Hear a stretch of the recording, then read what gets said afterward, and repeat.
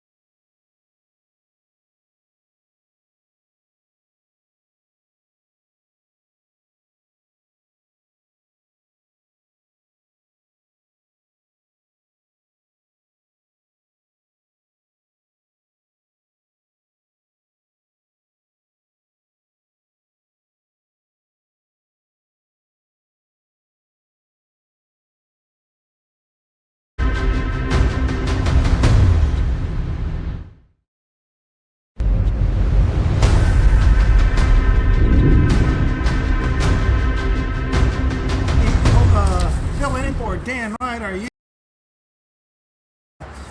eDriven score announcer here. We are here live at Mark Stadium, in the heart of Cincinnati, Ohio, where the Midwest Vengeance takes on the Cincinnati Dukes. Now, I apologize that Dan isn't here, but he might be stuck in traffic right now, but he should be on the way, so my apologies to our regular listeners out there. Well, the Cincinnati Dukes have been going through a bit of a rough patch. They're 0-4 right now. We do not have the win-loss record of the Midwest Vengeance right now as we speak, so we're looking forward to getting all that information soon. My apologies. So right now it's kind of a gray overcast day right here. The stadium lights are not on yet. They're on a timer from what I heard, so if it looks a little gray and kind of like, you know, a little doomy, but hey, we're doing our best right here. Off to my side is Caitlin and Tyler helping us out with the video coordinates over here, and we appreciate you for tuning on in here. So they already did the coin toss and everything. The team right now is over with the Dukes, are taking a bit of a last minute drill practice here. The Midwest Vengeance is coming out of the far northwest corner of the locker room right here at Walnut Hills High School. So right now what we're going to do is we're going to briefly cut to commercial, and hopefully we will have some action back here. This is the Dukes taking on the Vengeance right here on eDriven Score, courtesy of YouTube.com. Want a free t-shirt? Hit like and subscribe to our channel right now for your chance to win. We're giving away t-shirts to random subscribers. Don't miss out. Subscribe now and you could be our next winner. Want to reach more customers? Advertise your business during our live sports streams. Connect with your local community and boost your brand. Email us today at reachmorecustomers@edrivenscore.com. That's reachmorecustomers@edrivenscore.com. Want a free t-shirt? Hit like and subscribe to our channel right now for your chance to win. We're giving away t-shirts to random subscribers. Don't miss out. Subscribe now and you could be our next winner. Every love story is unique, and every date has a story. Celebrate your special day with custom hoodies and sweatshirts from almosttwins.com. Whether it's your wedding date or anniversary, wear it close to your heart and show the world your love. Matching never felt so meaningful. Our cozy hoodies and sweatshirts are perfect for couples who want to cherish their special moments together. Personalize yours today and make that date unforgettable. Visit almosttwins.com and create your love story in style. Almosttwins.com is where every date becomes a statement. In a world dominated by million-dollar contracts, flashy endorsements, and the glitz of professional sports, there exists a hidden realm where the game is played not for fame or fortune, but for pure passion. Welcome to the underground football scene.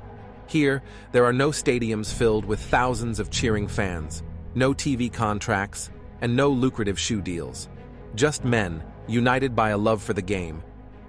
These are the Cincinnati Dukes, a semi-pro football team that embodies the spirit of resilience and brotherhood. Every practice, every tackle, every touchdown tells a story of sacrifice and dedication. In this arena, the stakes are not measured in dollars, but in heart and soul. It's about representing your community, forging lifelong friendships, and keeping the love of football alive against all odds. Join us as we explore the journey of the Cincinnati Dukes, a testament to the unwavering spirit of those who play for the love of the game. Want to reach more customers? Advertise your business during our live sports streams. Connect with your local community and boost your brand. Email us today at reachmorecustomers@edrivenscore.com. That's reachmorecustomers@edrivenscore.com. Want a free t-shirt? Hit like and subscribe to our channel right now for your chance to win. We're giving away t-shirts to random subscribers. Don't miss out. Subscribe now and you could be our next winner.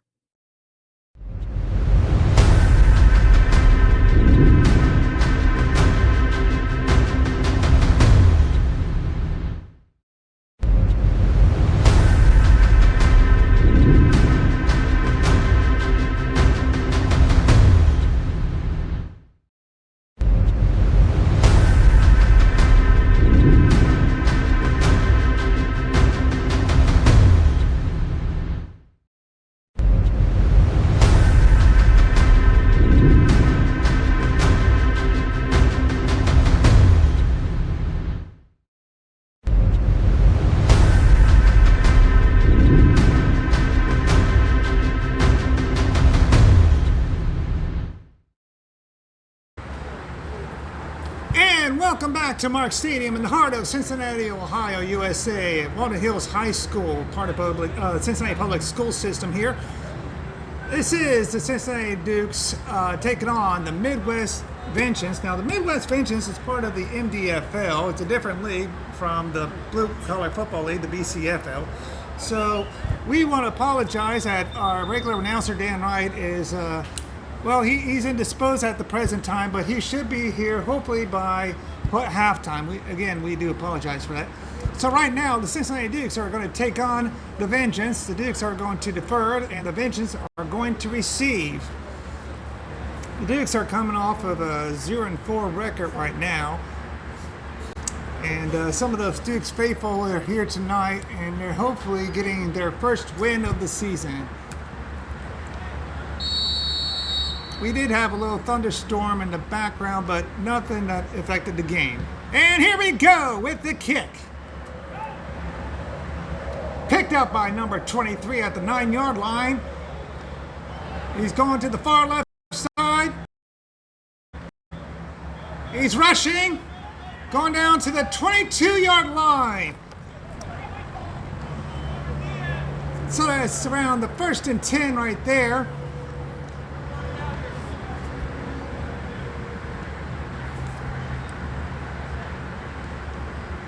So the Vengeance are now with the 1st and 10, ball around the 22-yard line. Number 23 of the Vengeance is Adrian Smith, or also known as Ace. We don't know why he's called that, but that's what I see on the script right here, folks.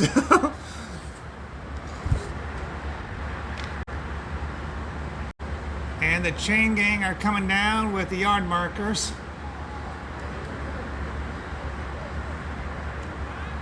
Even the head coach is helping out.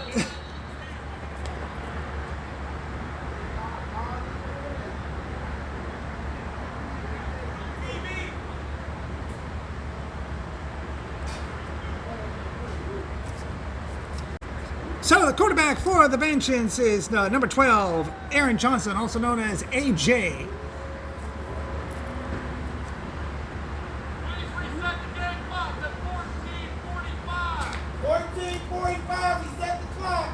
And we're resetting the game clock to 14:45. We do apologize for the game clock mishap here, folks.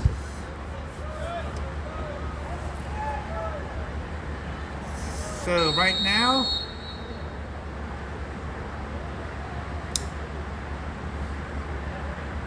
AJ is in motion right now. Taking the snap. Hand it off. Vengeance got a few yards, about 3 yards gained for the Midwest Vengeance of the MDFL.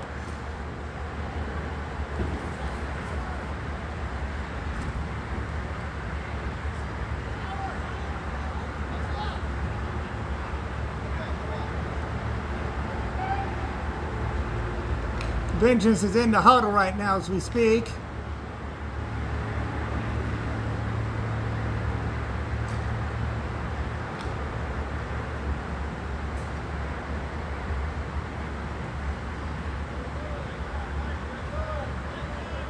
Ball is on the 24-yard line, 2nd and 10. There was no gain in the last play. Ace handed off. Duke showing no sign. Just about a 1-yard gain. It's 3rd and 9.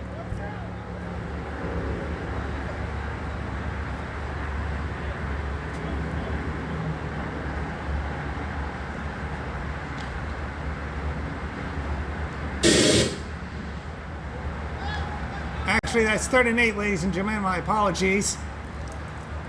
Ball is on the 26-yard line. 3rd and 8. Vengeance ball.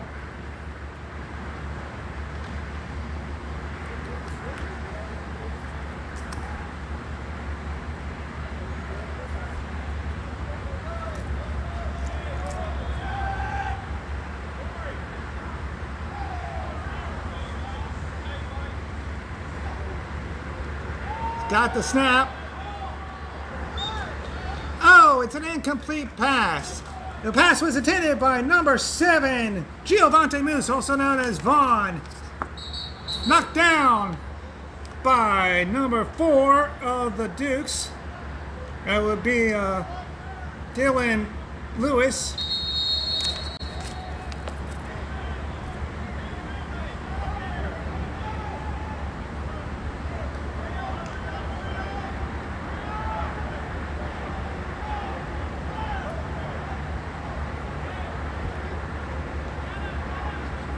Ball is on the 26-yard line, 4th down.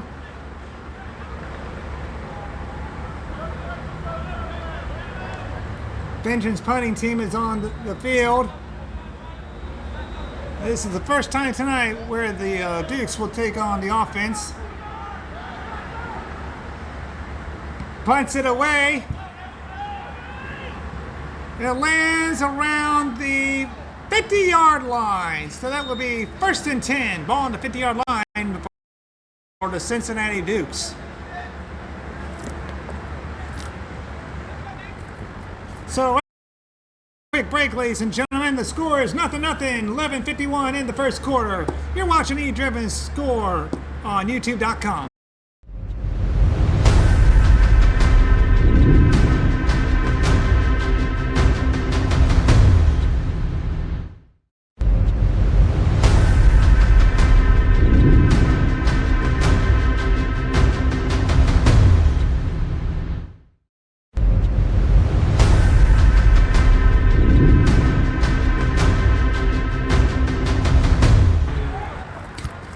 Stadium 0-0, 11:51 in the first quarter here. Dukes taking on the Vengeance right here at Mark Stadium in the heart of Cincinnati, Ohio.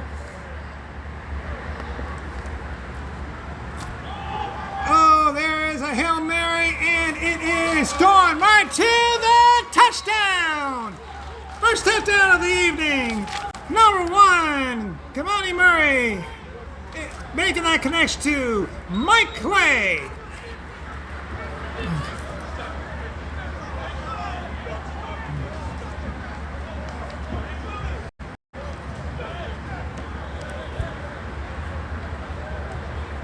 That's one heck of a throw. That has to be over 50, no, not 50 yards, they say 40 plus yards at least for that beautiful touchdown.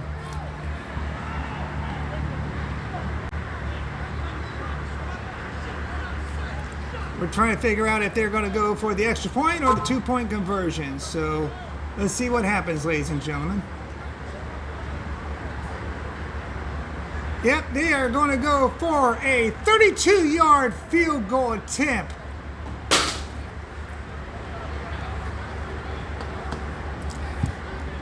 And the kick is up.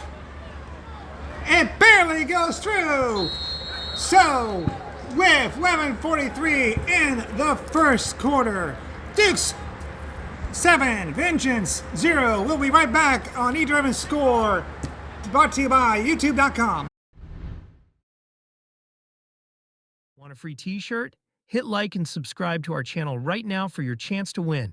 We're giving away t-shirts to random subscribers. Don't miss out. Subscribe now and you could be our next winner. Want to reach more customers? Advertise your business during our live sports streams. Connect with your local community and boost your brand.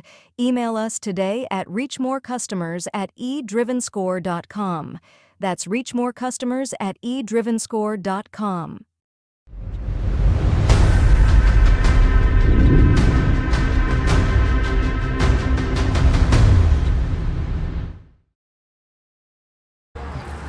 And welcome back to Mark Stadium here in the heart of Cincinnati, Ohio, USA at Walnut Hills High School, Cincinnati Public School.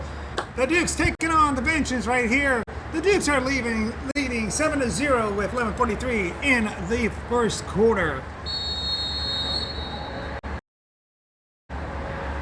Now kick it away for the Dukes. And the ball lands around the 12-yard line.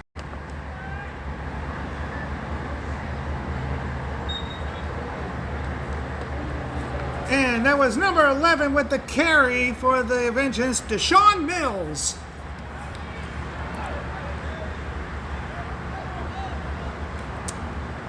Now changing out the pigskins right now. Dukes get their pigskins back. Vengeance get theirs. They're 1st and 10. Ball on the 34-yard line.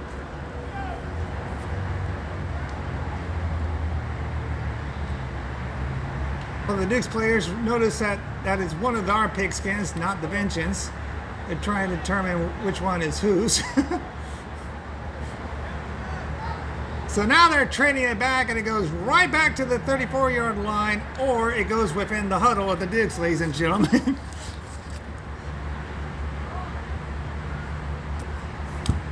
And I see off to the far right side my brother-in-arms, Dan Wright, is coming into the stadium, so hopefully he will be coming in and helping us. Caitlin is giving a Hail Mary sign. Well, you know, from one Catholic to another, I don't blame you, Caitlin. All right, and now it's 1st and 10, ball on the 34-yard line. Ooh, and the Dukes are stopping them right in their tracks. Now 2nd down.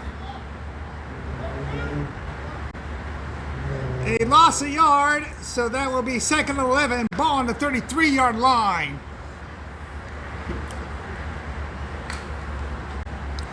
See what A.J. Aaron Johnson, number 12 of the bench, is going to do.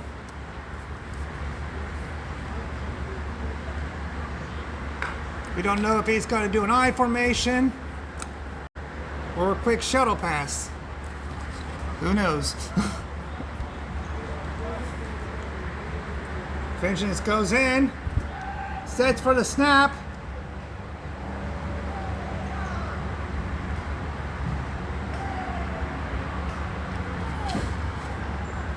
And he drops back. Oh my gosh. AJ with the carry. He's trying to throw it. It gets intercepted by the Dukes. Oh my gosh. Number 7 of the Dukes.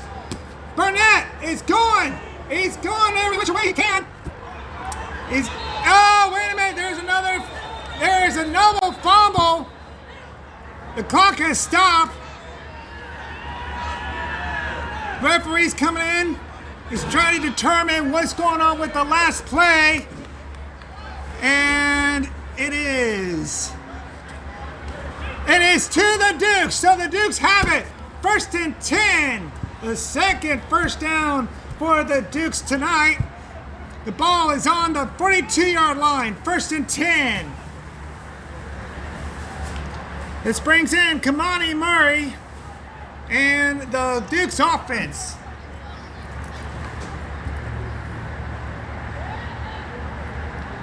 First and 10. Ball on the 42-yard line. Dukes offense lining up. Going into an I formation.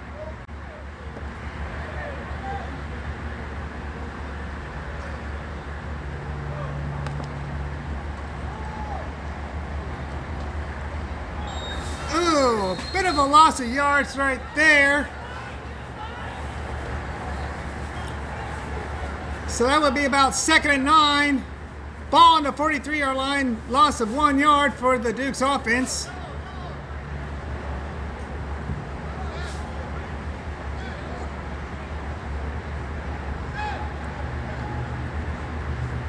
Dukes offense breaking up that huddle.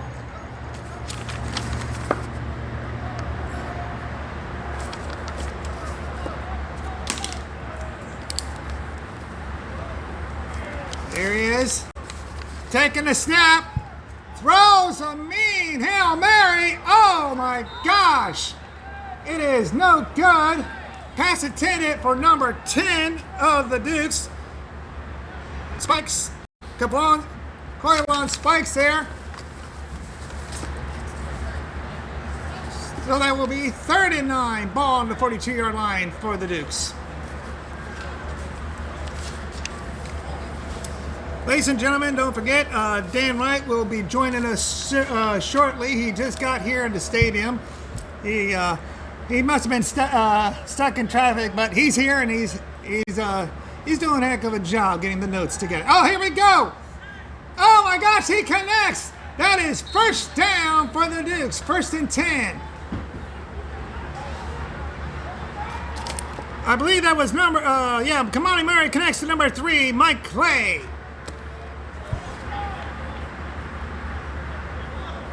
He's almost near the red zone, if I'm not mistaken. For those who don't know what the red zone is, it's anything from 20 yards towards the end zone, but he's short by 3 yards. 1st and 10, ball on the 23-yard line.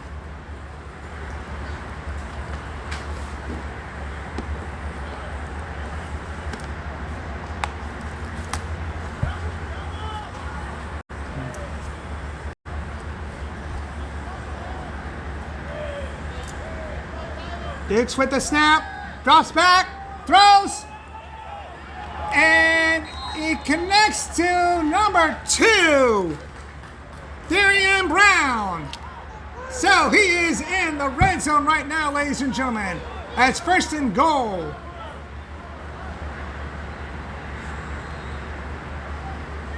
First and goal, ball on the 6-yard line. Dukes with the offensive possession right now. With 7:30 going on, Dukes leading 7-0 against the Vengeance.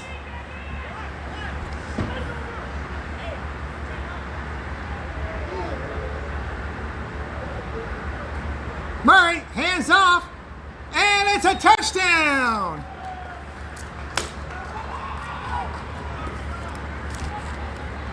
Murray connects to number 21 of the Dukes. We do not have that. Montel Hurd. And right now they're determined. They might go for another extra point for this particular team right now. Ball is placed on the 15-yard line, so that will be a 25-yard field goal.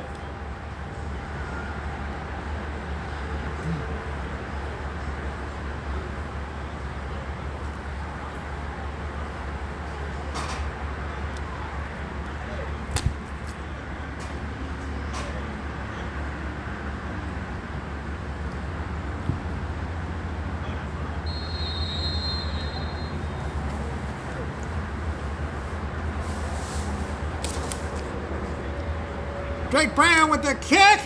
It kicks it up, and it is good.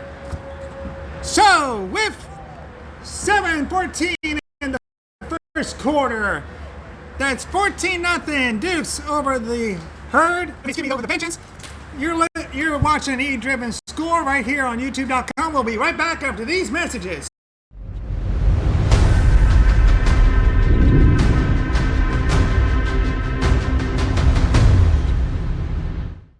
Want to reach more customers?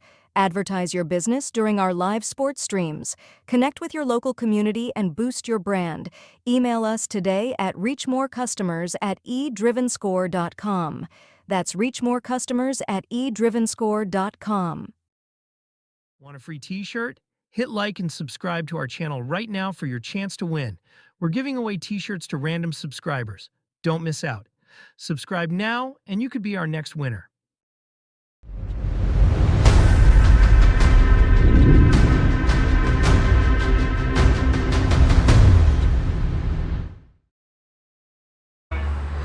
And the lights are on. The sun is trying to peek out right here at Mark Stadium, where the Dukes are taking on the Vengeance.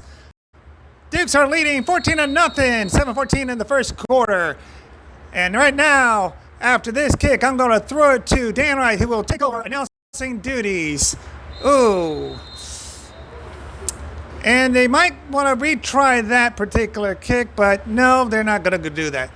So it's going to be 1st and 10 for the Midwest Vengeance. Here you go, Dan. Thank you, Patrick. Thank you for filling in. Sorry for my tardiness there. I'm sure you did a great job, though. I missed a great start, it looks like, for the Dukes. Quickly up 14-0 after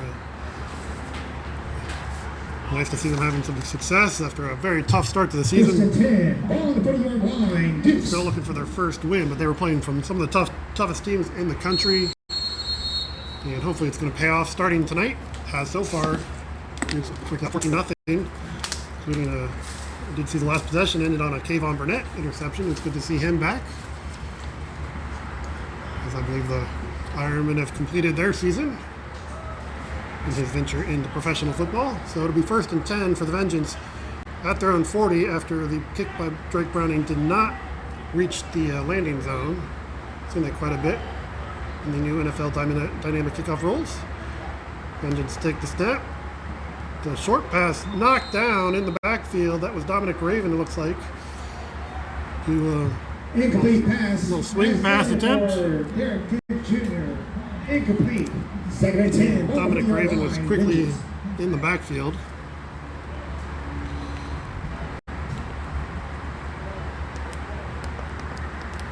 It's going to be second and 10 for the Vengeance. The Vengeance of the Midwest Developmental Football League, fighting for first place in that league. They currently sit, I believe they're in fourth place out of, I believe, 8 teams. And with a 4-2 mark. There's the quarterback pulled it down. He's finally pulled down. Ooh, he got knocked down. Trajan Keaton in the backfield was not going to let him escape. They were able to slip through one tackle, but Keaton was able to pull the quarterback down for a sack. Ball on the 33-yard line. Ball back to the 33. It'll be 3rd and 17 for the Vengeance as they just move backwards on this drive.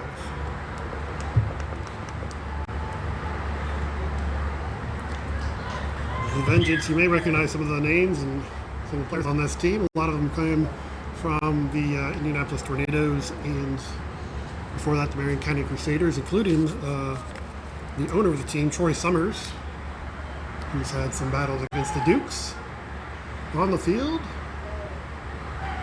He takes his team, Midwest Vengeance, against the Dukes here as an owner. Here's a snap on 3rd down, drops back, and he's going to try and run for it. His helmet's taken off by Deion McKinley. He's still running, and he gets out of bounds. Nathan Evans ran him out of bounds eventually. There is a flag. Johnson with the quarterback keeper. His helmet fell. There is a flag. I'm going to presume that was a face mask that is going to add to the end of this run. Probably give the Vengeance a first down. Officials will talk about it. There's a penalty flag on the field. So I'm not sure where the run ended. I know it was short of the first down, but face mask will be 15 yards and result in a first down for the Vengeance into Duke's territory. 5:40 left in the first quarter. Duke's jumping out to a 14-0 lead. Vengeance, as I mentioned, they are 4-2 in the lead, in their lead, 5-3 overall. Including their last game on the field was a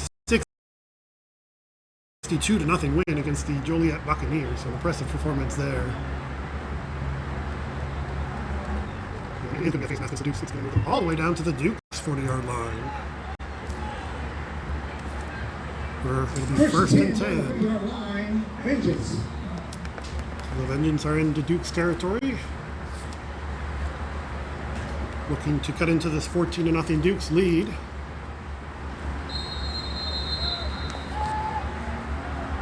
And with the empty backfield, it looks like. 2 receivers to either side of the quarterback. And he takes a snap, steps up, fakes pass. He's got some room through the line, and nice hit by Howard Tidwell. Number 12, Aaron Johnson with the quarterback keeper. Aaron Johnson, the quarterback, 1st and 10. does pick up the first down, gains 10 yards with that run. Paid for it at the end. Howard Tidwell came up and delivered the blow to bring him down. But it is a first down for the Vengeance. At the Dukes, they're now at the Dukes 30-yard line.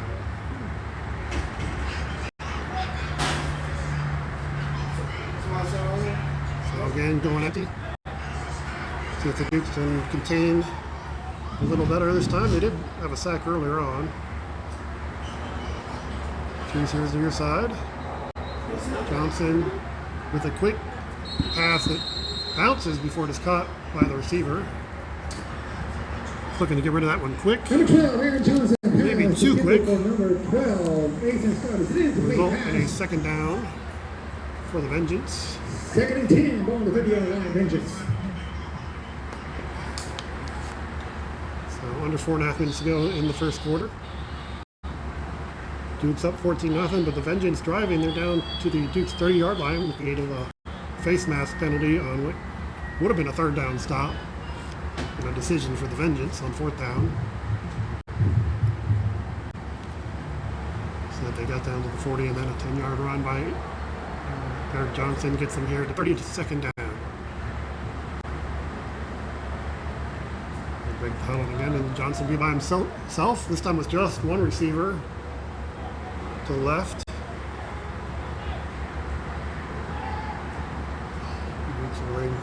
Their signals on defense. Offense doing the same.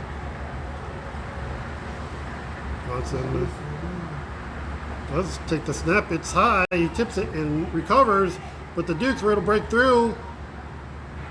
He stepped up, and his pass is just short. Number 12, Aaron Johnson pass intended for number 3, Peter Joseph is incomplete. So that'll bring up 3rd down. Ball on the 30-yard line. The Dukes seem to have him surrounded. And then Johnson managed to wiggle out of it, but his pass was short. He rushed the pass perhaps a little bit. And that'll bring up a 3rd down for the Vengeance.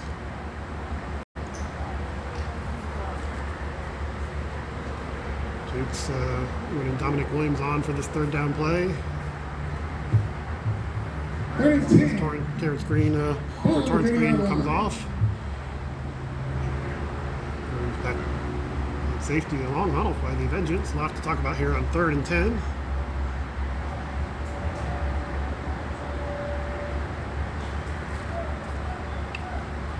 Well, thankfully, not the worst of drops coming up here, but doesn't seem to be affecting much on the field. The Vengeance loaded up on the right side. Just Gabriel Abraham by himself on the left. Johnson takes the snap. He was going to step up and is going to get swallowed. Aaron Johnson with the quarterback keeper. Looks like some of the guys from the backfield got in there, including Nathan Evans. 4th and 12. For the 2-yard loss, brings up 4th down. I'm assuming the Vengeance will go for this. 4th and 12, on the 28-yard line, Vengeance. Vengeance went on some pass rushers on the field. Deion McKinley.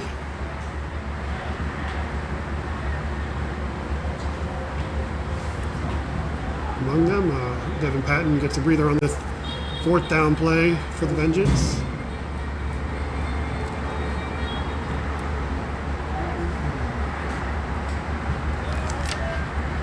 Going to have to throw it, it would seem.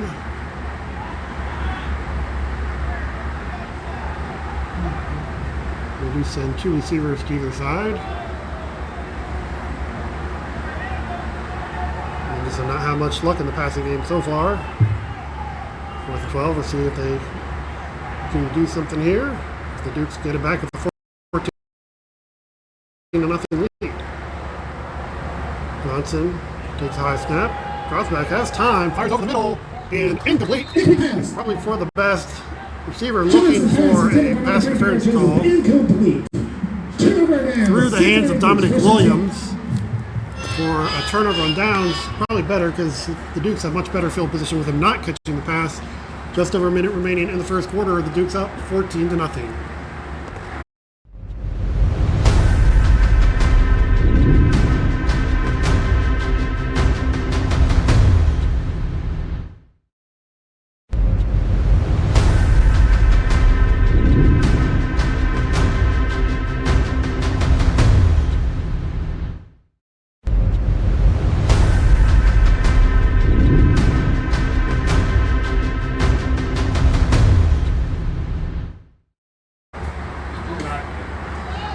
So the Dukes take over. They're at their own 32-yard line. We're going to see Monty Murray, quarterback. His 2nd game back. He's got 2 receivers either side, and Mike Crawford as his running back. Murray pitches to Crawford. He goes along the right side. He gets actually a nice little job. There is a flag at the end of the play. Penalty flag at the end of the play. So he actually was managed to make it out. A 14-yard gain, it looks like. I do wonder if they might be blocking the back of some sort or a hold.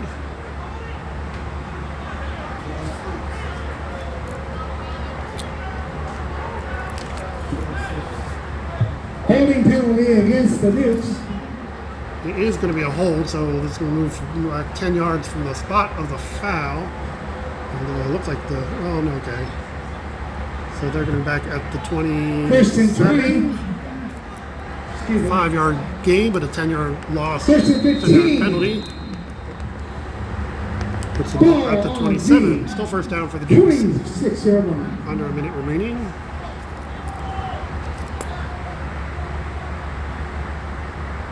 Mike Clay and Raekwon Prince at the bottom of the screen. For Murray, who drops back to pass, floats a pass out to Crawford. Tries to make a man miss, does not. Good job by the Vengeance defense coming to the ball. Making the stop. Murray connects to number 3. Actually, a loss on that catch. 3-yard loss. Makes it 2nd and 18.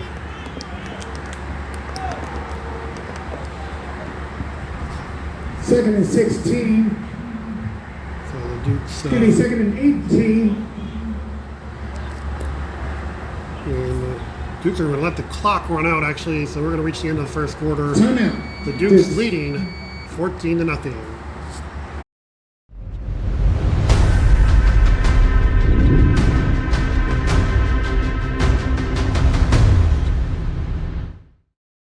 Want to reach more customers? Advertise your business during our live sports streams. Connect with your local community and boost your brand. Email us today at reachmorecustomers@eDrivenScore.com. That's reachmorecustomers@eDrivenScore.com. Every love story is unique, and every date has a story. Celebrate your special day with custom hoodies and sweatshirts from almosttwins.com. Whether it's your wedding date or anniversary, wear it close to your heart and show the world your love. Matching never felt so meaningful. Our cozy hoodies and sweatshirts are perfect for couples who want to cherish their special moments together. Personalize yours today and make that date unforgettable. Visit almosttwins.com and create your love story in style. Almosttwins.com is where every date becomes a statement. Want a free t-shirt? Hit like and subscribe to our channel right now for your chance to win. We're giving away t-shirts to random subscribers. Don't miss out. Subscribe now and you could be our next winner.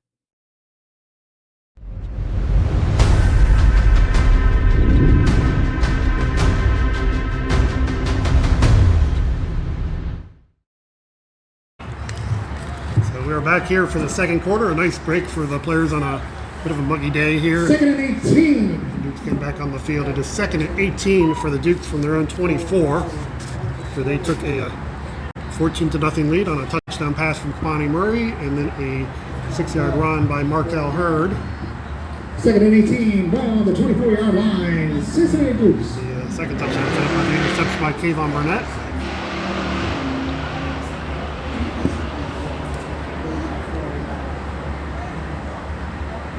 So we do have 3 receivers to one side this time. As we start the second quarter. And actually it's going to send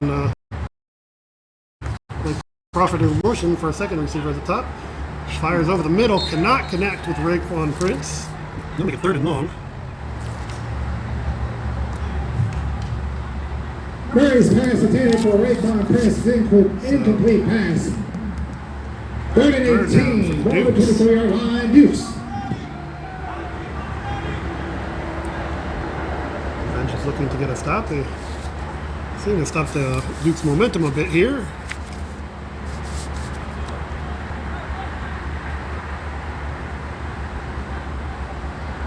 Pulling on Spikes and Idaho Brown on one side. Raekwon Prince, and I'm going to guess that's Mike Clay on the other. With Mike Crawford to block. Murray's going to go deep for Spikes, who cuts his route off. He was cut off by the DB, really. And the fastball is incomplete for a 4th down. 4th and 18 on the 24. Presume the Dukes will be punting here. Monty Murray, it looks like he's going to be the one who's going to be doing the punting. So he's staying out there, which means Vengeance are going to have to stay vigilant, as he is the quarterback.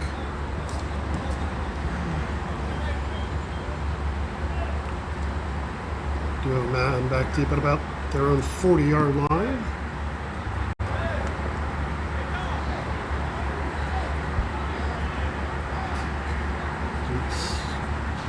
They're going to run one more player on the field. The Twins takes the place of another lineman, where his kick is a low liner. Not much of a bounce. That is going to mean it's going to kind of die. Roll for a little bit. Duke's trying to make it roll more. That's as far as it's going to go. At the Vengeance 38-yard line, that's where it's down, and that's where the Vengeance will take over for their first drive of the second half.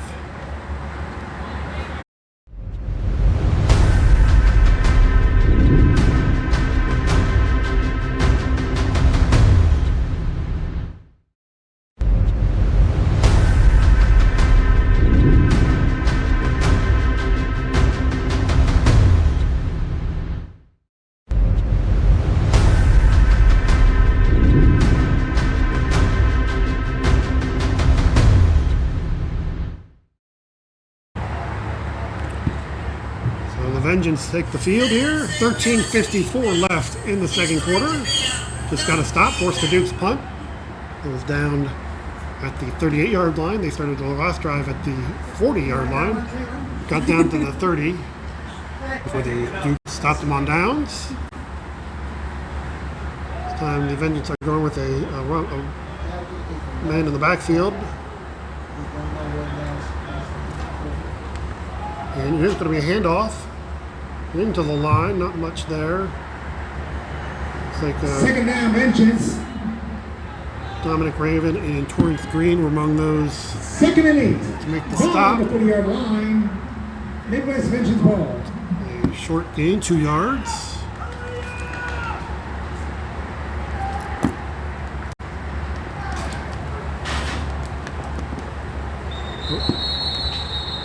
Vengeance quickly got to the line. I don't know that everyone got set, however, and that's going to cost him 5 yards. Full start, 5-yard penalty against the Midwest. And he's trying to catch everyone now. Sleep there. Second and 13. Ball on the 35-yard line. Vengeance.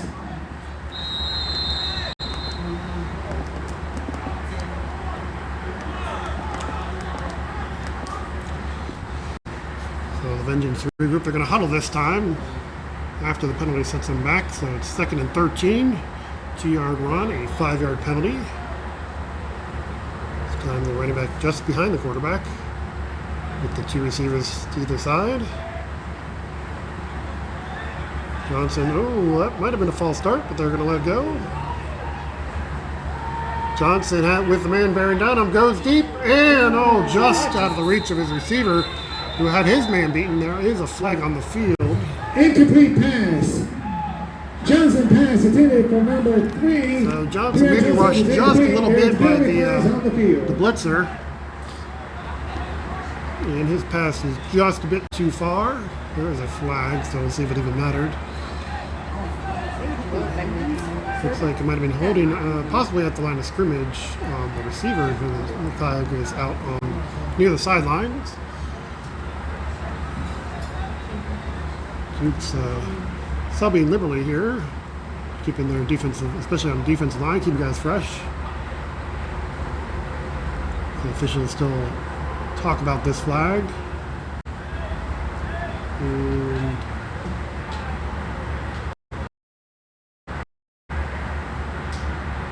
whatever it is, it's not going to be a penalty. I think it's just third down.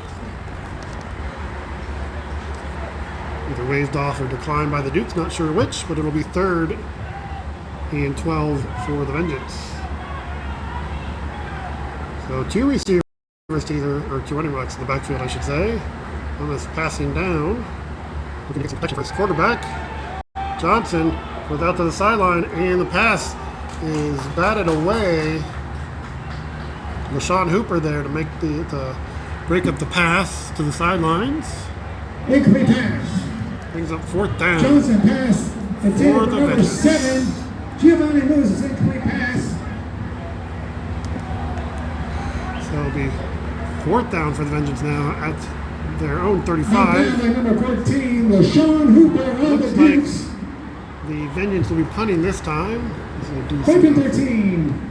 Ball on the back to the 35-yard punt. line. The Dukes ready for it with two guys back deep. Kayvon Burnett and Raekwon Prince, it appears.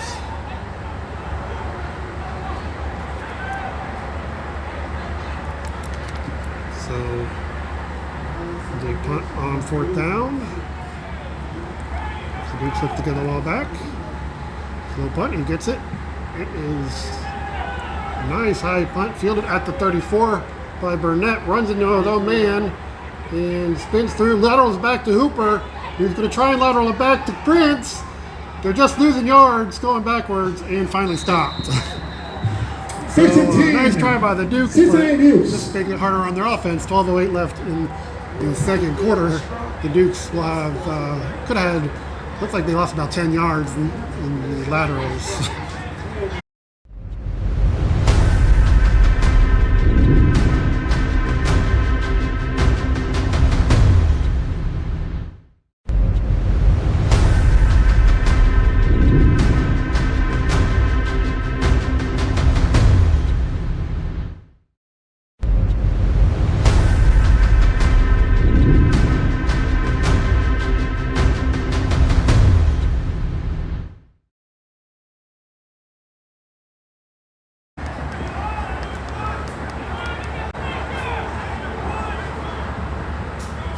.12:08 to go in the half.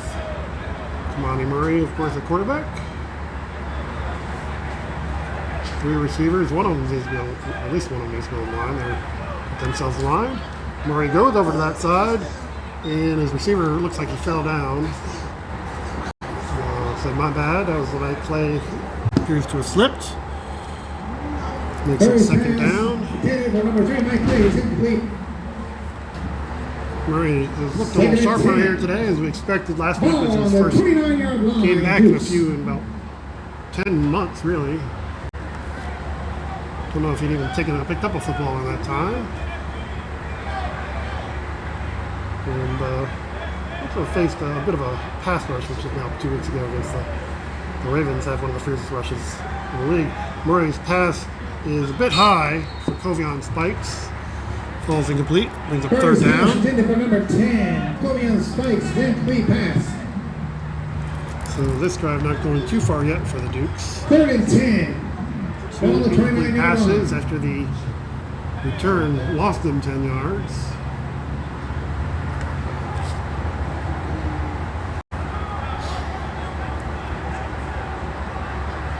Once again, they sent you receiver to the side is. Like there's Mike Clay on Prince on one side. Murray looks to the other. Oh, pumps. Now he pulls it down, goes back to the left. Pass is caught by Raekwon Prince, who rolls out of bounds. Short of the 1st down.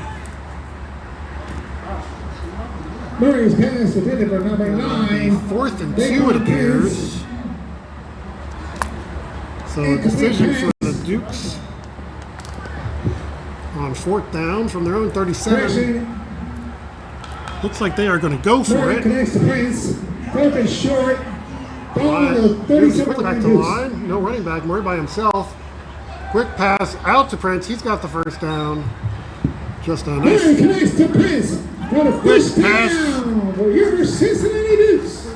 Nice and easy, only 2 yards. And they picked up about 8. Dukes, good job staying on the field.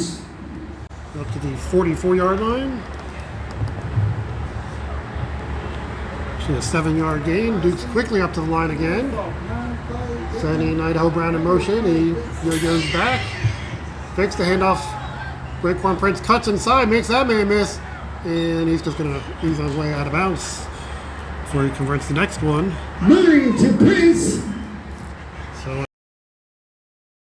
a short gain again to Raekwon Prince, 3 in a row for the Dukes. 2nd and 6. One out to the 40-yard line. So Raekwon Prince showing his value here. You wonder if it would be time for the Dukes to fake one short and go deep. Mike Clay is on that same side with Raekwon Prince. This is going to be a handoff to Mike Crawford, who is pulled down His hands got up there, but I think it was actually jersey and not face mask. So a legal tackle for a loss, a 3-yard loss. Makes it 3rd and 9. 39. Dukes. Ball on the 45-yard line. Back Dukes. to their own 45-yard line. Under 10 minutes to go in the second quarter. Dukes converted a 3rd, or actually it was a 4th and short. They were at 3rd and 10, and they got an 8-yard pass, and then followed that up with a 6-yard pass, which would work just fine again if they could do that. Murray takes the snap, drops back, fires over the middle, through the hands of Idaho Brown, and picked off by the Vengeance. They're going to take it almost to midfield. There is a player down too for the Dukes. Picked off by the Vengeance. Vengeance with a big interception as they take over at midfield. Injury We're going timeout. to have to take a break.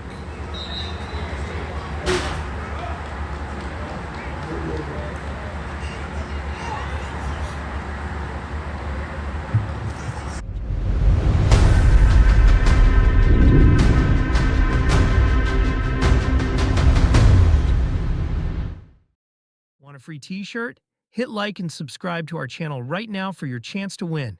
We're giving away t-shirts to random subscribers. Don't miss out. Subscribe now and you could be our next winner. Want to reach more customers? Advertise your business during our live sports streams. Connect with your local community and boost your brand. Email us today at reachmorecustomers@eDrivenScore.com. That's reachmorecustomers@eDrivenScore.com.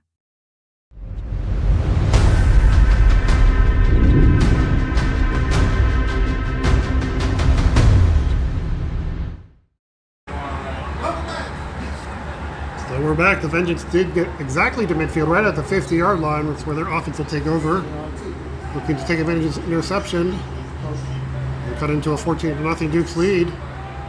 Johnson fires the pass out to the right. It is caught.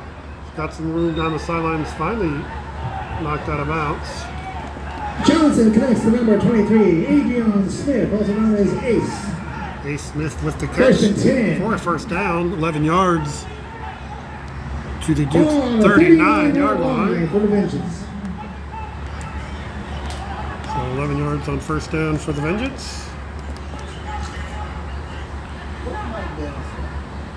They got down to the 30-yard line a little bit earlier, so not quite there for this longest possession, although that drive was aided by a penalty. This time an 11-yard catch gets them to the 39, looking to move a little further to the end zone. 3 receivers to the left, 1 to the right for Johnson, with a running back to flank to his left. He rolls out to the left, fires, and throws one up, high in the air, and incomplete. Incomplete pass. Johnson. Pass intended for number 23, So Adrian it looks Smith. like It's Dylan incomplete. Lewis was there to knock it away. 2nd and 10. He did get it. He did manage to high point that, as he should. Knocked it away and made the catch difficult for the Vengeance. Brings up 2nd and 10 for them with under 8 minutes remaining.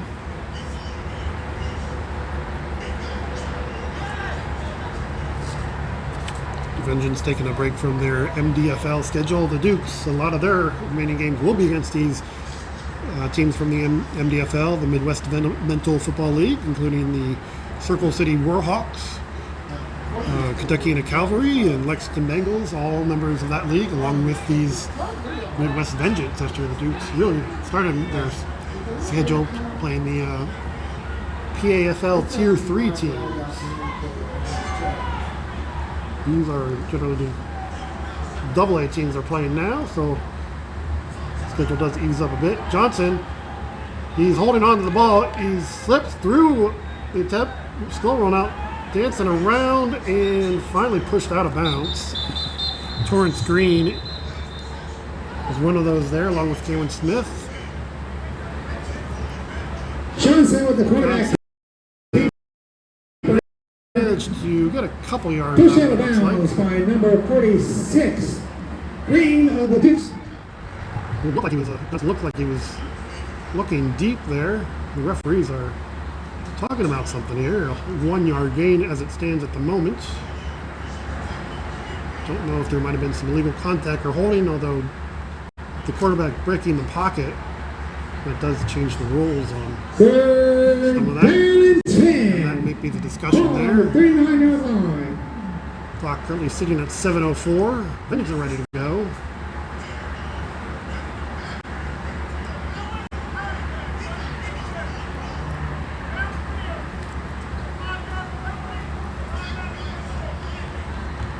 So there is a penalty for illegal contact against the Dukes.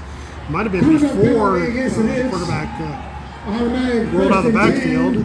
That gives them a first down at the Dukes 34, 5-yard penalty, but an automatic first down. So it looks like they're going to spot at the 33. Ball on the 34-yard line. There's a ball on the 33-yard line. So first down for the Vengeance after the penalty. Johnson steps up. He's going to be finally, the play's going to be blown dead. Trajan Keaton had a hand on Johnson with the the jersey. Devin Patton was also there. Nowhere really for Johnson to go on that one after he stepped up.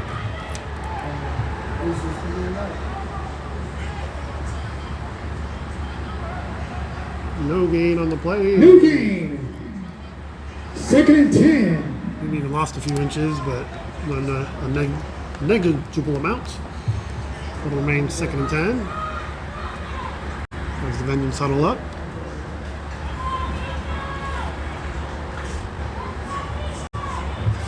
Break that huddle with 2 receivers to either side, as has been the case for much of this drive, and the running back Johnson moves him to the right side this time.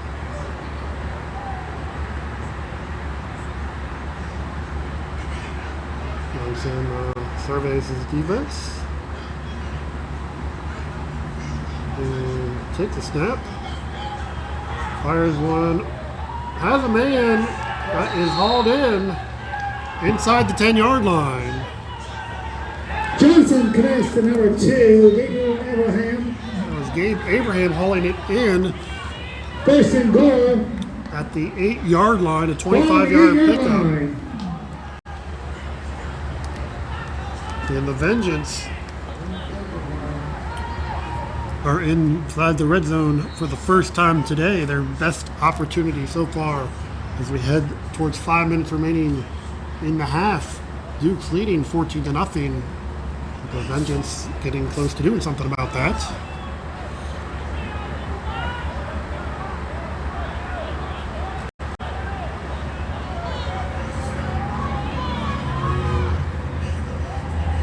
So if we stick with the 2x2 formation here, inside the red zone, Johnson floats one out to over the head of his running back. That'll make it 2nd and goal. Johnson pass intended for number 26, Arcade Jr. It's an incomplete pass. So 2nd down for the Vengeance. 2nd goal. Usually not a high-powered offense, despite the 62-0 score of the last time. The other scores are more like 6-0 against the Prince of Pumas. They beat the Warhawks, or lost to the Warhawks, 26-6.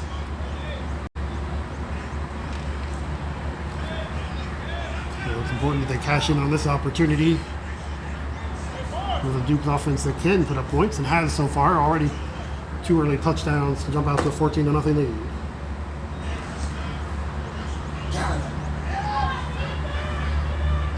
So Johnson surveys the defense. With one back to his right. Steps back. Might be a hold, but there's no call there. Johnson, the ball's knocked loose in the end zone, and the Dukes fall on it. They just the ball. They recover. Question: did they got it at the 1 or was it in the end zone? I think it might be the 1 yard line.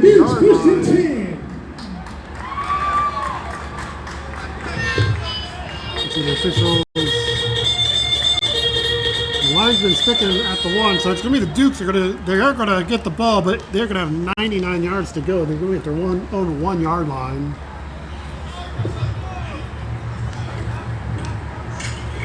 With just under 4 minutes remaining in the half. I think the main objective here is to mostly run out the clock and not give the Vengeance the ball back quickly with good field position. If you can score, you'll have to do that too. 3:56 to go in the half. Dukes, I mentioned, at their own 1 yard line. They tried to pick it up and run with it, could not, and then did the smart thing, just fall on it and make sure you at least have possession. See if the Dukes go for a big play on this first snap. They go for the 99-yard touchdown. Murray. Oh, There's a handoff. on the play. There is a flag, however. And it looks like Mike Clay was about 20 yards downfield when that whistle blew. I think they might have been going for the deep ball. There is a penalty is offsides against the Vengeance. Features on the fashion fire penalty against the Midwest Dukes Vengeance. are going to have a little more room to work with. Move them out to the 6 yard line. First and 5, ball on the 6 yard line, Dukes. See if they try and go for the 94-yard touchdown. Not quite as impressive 99, but still good. It is a short pass to Idaho Brown. He runs the wrong way, loops back. Now he's going the right way again and gets out to the 15. They picked up a few more yards with the backpedaling. Barry connects to Brown. Was good for a first down, at least, at the First 15. down, Cincinnati Dukes. First and 10. Get this Ball drive on the going. 15-yard line. 9-yard pass if the offsides penalty on the Vengeance to start things. So the Dukes break the huddle. This time it's Covey on spikes and say Brown on one side as usual. This one is a handoff up the middle. Stuff. Still trying to push ahead, but not getting much further.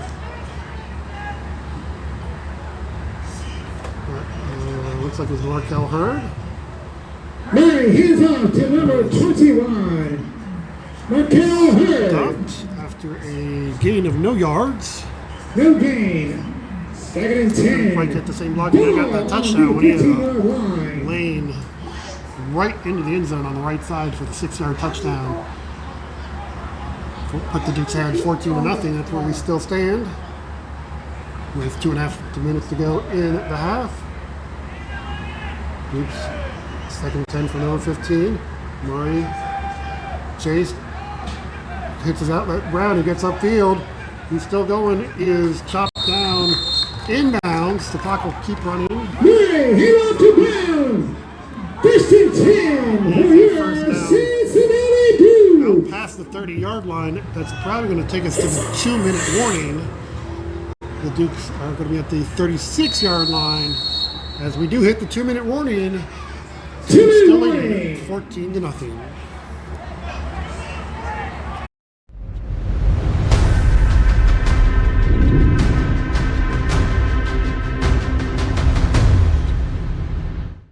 Every love story is unique, and every date has a story. Celebrate your special day with custom hoodies and sweatshirts from almosttwins.com. Whether it's your wedding date or anniversary, wear it close to your heart and show the world your love. Matching never felt so meaningful. Our cozy hoodies and sweatshirts are perfect for couples who want to cherish their special moments together. Personalize yours today and make that date unforgettable. Visit almosttwins.com and create your love story in style. Almosttwins.com is where every date becomes a statement. Want a free t-shirt? Hit like and subscribe to our channel right now for your chance to win. We're giving away t-shirts to random subscribers. Don't miss out. Subscribe now and you could be our next winner.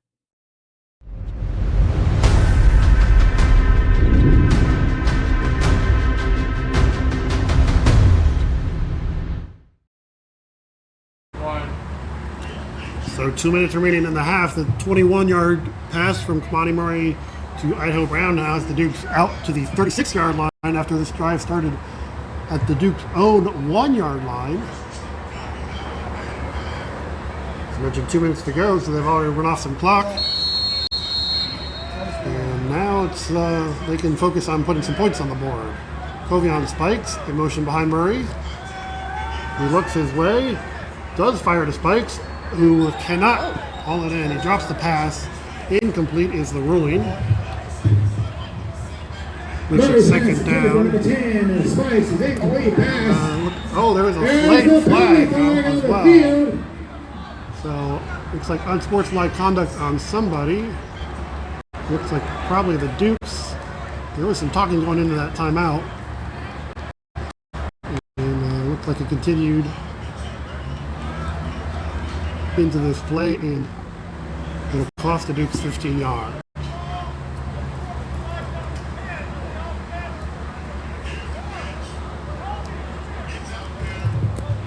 Against the Dukes.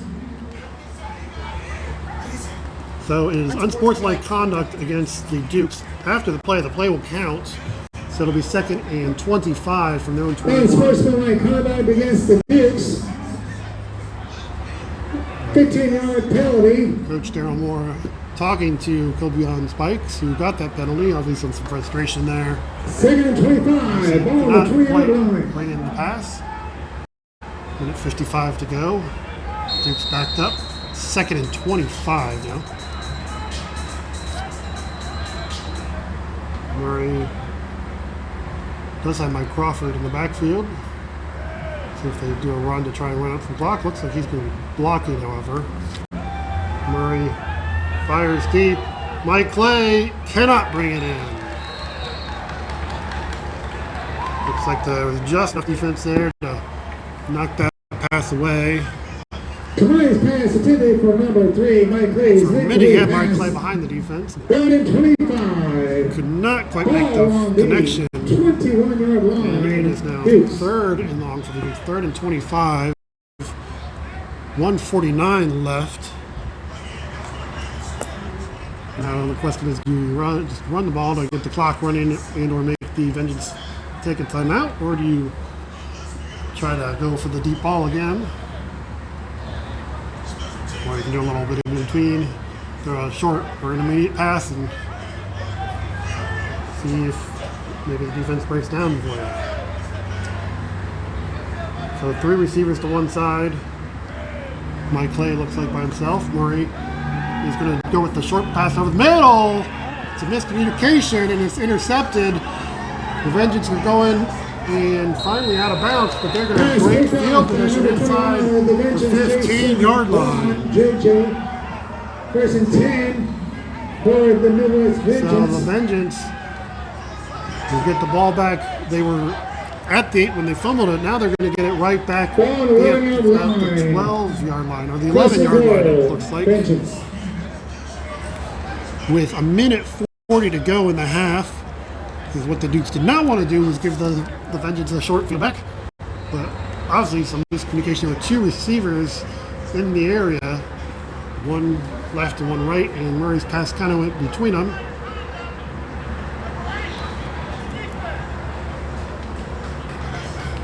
So there's going to be a flag after the play. Conduct penalty against the Vengeance. Is going to move the Vengeance back 15 yards. So should still be 1st and 10, but they're going to be at the 26 and not the 11-yard line. So it'll be a little harder for them. A little more room, a little more yardage to pick up in this final 1:40 of the half. Duke's defense trying to hold on to a first half shutout here.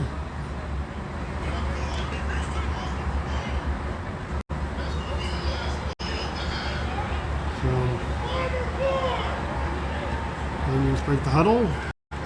Here's going to be 1st and 10 for them. The Vengeance sending.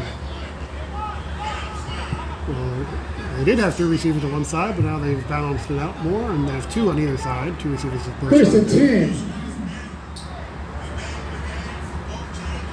10. Dukes.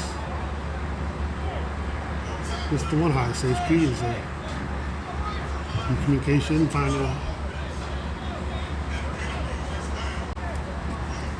and I think we need to get the ball from the Vengeance sidelines with the quick change of possessions. We weren't quite ready for that, so they have the ball now. And First and 10 on the 26-yard line, Vengeance ball. hopefully should be ready. Looks like everything's set. We have the ball and the chains are all set.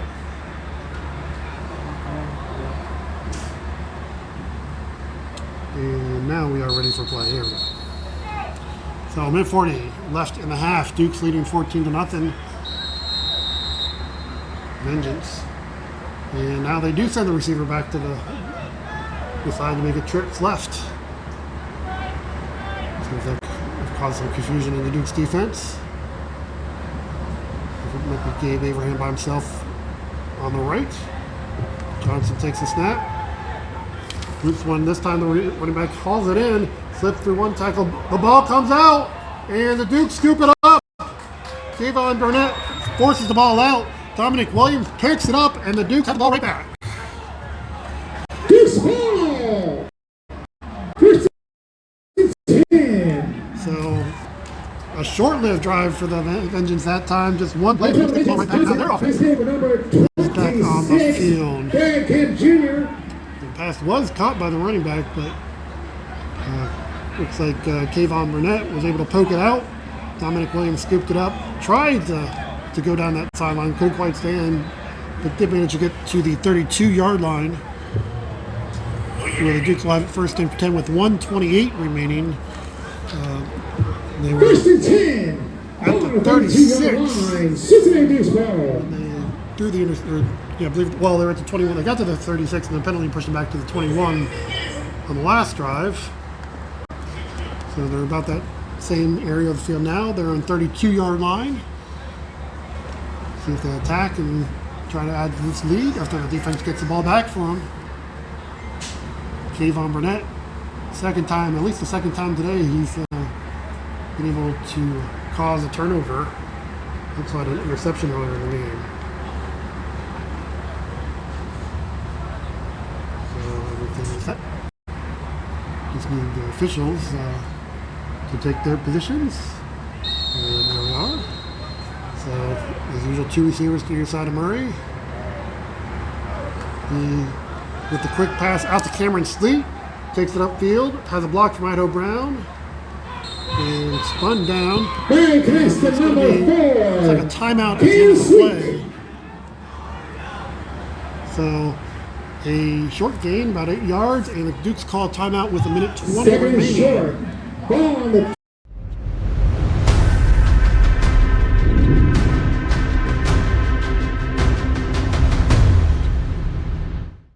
Want a free t-shirt? Hit like and subscribe to our channel right now for your chance to win. We're giving away t-shirts to random subscribers. Don't miss out. Subscribe now and you could be our next winner. Want to reach more customers? Advertise your business during our live sports streams. Connect with your local community and boost your brand. Email us today at reachmorecustomers@eDrivenScore.com. That's reachmorecustomers@eDrivenScore.com. Want a free t-shirt? Hit like and subscribe to our channel right now for your chance to win. We're giving away t-shirts to random subscribers. Don't miss out. Subscribe now and you could be our next winner.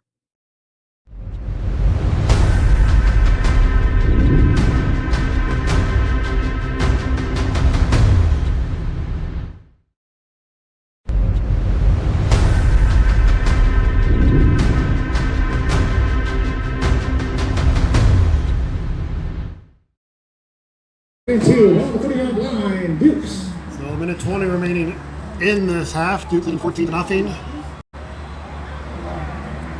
Facing a 2nd and 2 after the nice 8-yard pickup to Cameron Sleet. He's in there for this 2-minute drive. Idaho Brown is who goes the motion deep behind Murray. He goes over the middle. Balled in by the running back Crawford. Brought down at the 44. That is going to be a first down. Touchdown, Cincinnati Dukes. And the Dukes quickly up to the line. 44-yard line, Dukes. Wasting no time at the 44-yard line.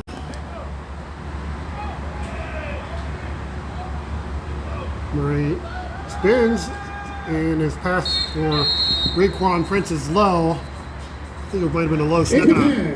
Threw everything off there. I don't think it was really intended to make a spin throwing it. Makes it incomplete. There is 51 seconds left in the half. Duke's at their own 44-yard line.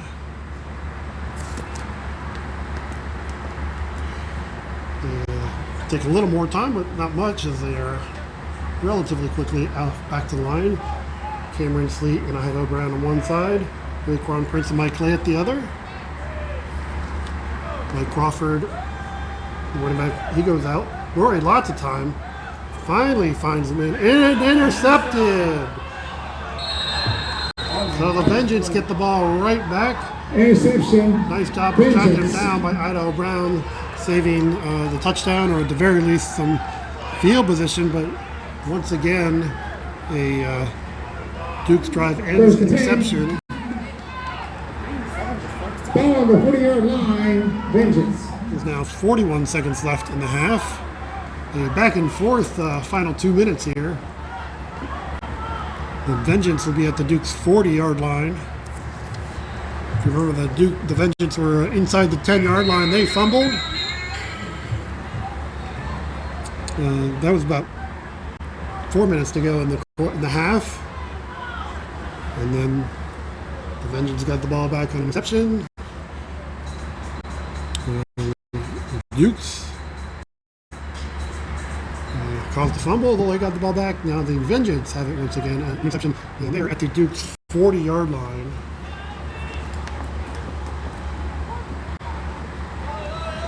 .41 seconds to go. Dukes with the 14-0 lead. There you go, back and forth here. Johnson sends his receiver back from where he came from. Backpedals, steps up. He breaks through the line, and LaShawn Hooper is able to bring him down. There is timeout by the Vengeance at the end of the play after a run down to the 23-yard line with 32 seconds left in the half.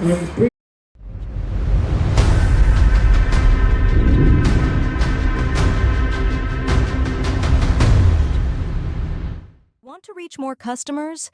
Advertise your business during our live sports streams. Connect with your local community and boost your brand. Email us today at reachmorecustomers@eDrivenScore.com. That's reachmorecustomers@eDrivenScore.com. Want a free t-shirt?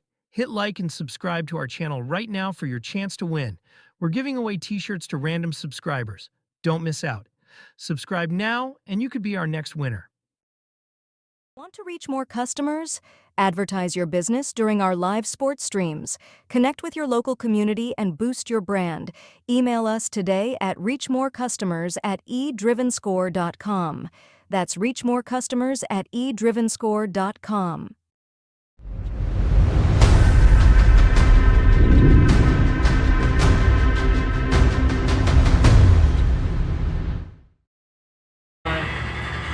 So 32 seconds left after a 17-yard run by Johnson, the quarterback. As the Vengeance at the Duke's 23-yard line. Looking to finally punch one in the end zone.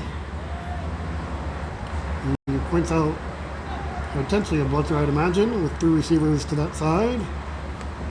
Johnson drops back. There is pressure from that side. Mark Maddox has him, and they're going to blow the play dead. It's going to be a sack by Mark Maddox. The Vengeance taking a little more time than they like. Clock running, 15 seconds remaining. They're back at the 33-yard line, a 10-yard loss. Second long. Clock under 10 seconds. Still looking for the play. Really, only play there is go for the end zone at this point.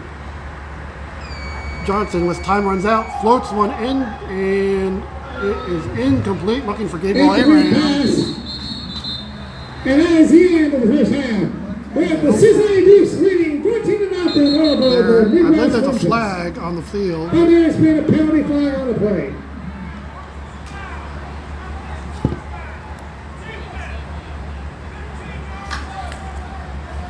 So it's roughing the passer against the Dukes. That is going to lead to an untimed down. The Vengeance are going to have one more chance to try to get this touchdown.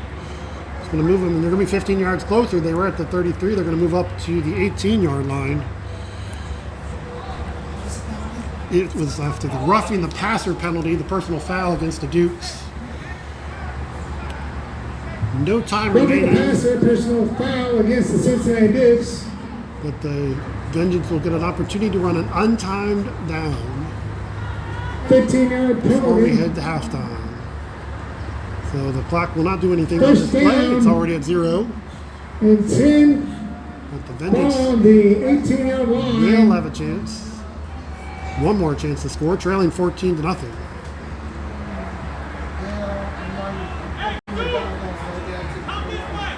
So with halftime, Liberty Darren Moore already trying to gather his team. So you can say a few more words at halftime after this final play of the half. Once again, the Vengeance will have to go to the end zone on this play, as there is no time remaining in the half. It is an untimed down. Johnson points something out. High snap, goes back, lets it fly into the end zone, and Kayvon Burnett there with the interception.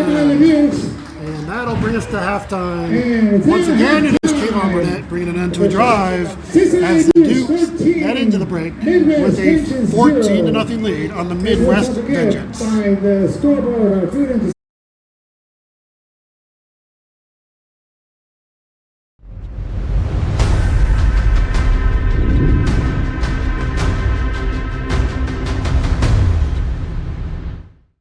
In a world dominated by million-dollar contracts, flashy endorsements, and the glitz of professional sports, there exists a hidden realm where the game is played not for fame or fortune, but for pure passion. Welcome to the underground football scene. Here, there are no stadiums filled with thousands of cheering fans, no TV contracts, and no lucrative shoe deals. Just men, united by a love for the game. These are the Cincinnati Dukes, a semi-pro football team that embodies the spirit of resilience and brotherhood. Every practice, every tackle, every touchdown tells a story of sacrifice and dedication. In this arena, the stakes are not measured in dollars, but in heart and soul. It's about representing your community, forging lifelong friendships, and keeping the love of football alive against all odds. Join us as we explore the journey of the Cincinnati Dukes, a testament to the unwavering spirit of those who play for the love of the game. Every love story is unique, and every date has a story. Celebrate your special day with custom hoodies and sweatshirts from almosttwins.com. Whether it's your wedding date or anniversary, wear it close to your heart and show the world your love. Matching never felt so meaningful. Our cozy hoodies and sweatshirts are perfect for couples who want to cherish their special moments together. Personalize yours today and make that date unforgettable.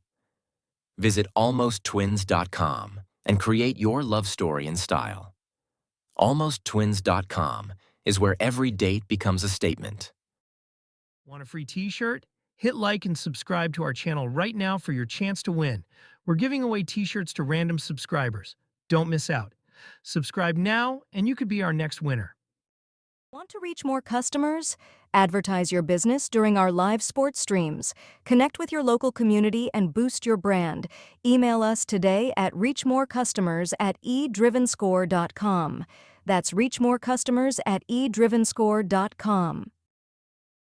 In a world dominated by million-dollar contracts, flashy endorsements, and the glitz of professional sports, there exists a hidden realm where the game is played not for fame or fortune, but for pure passion. Welcome to the underground football scene.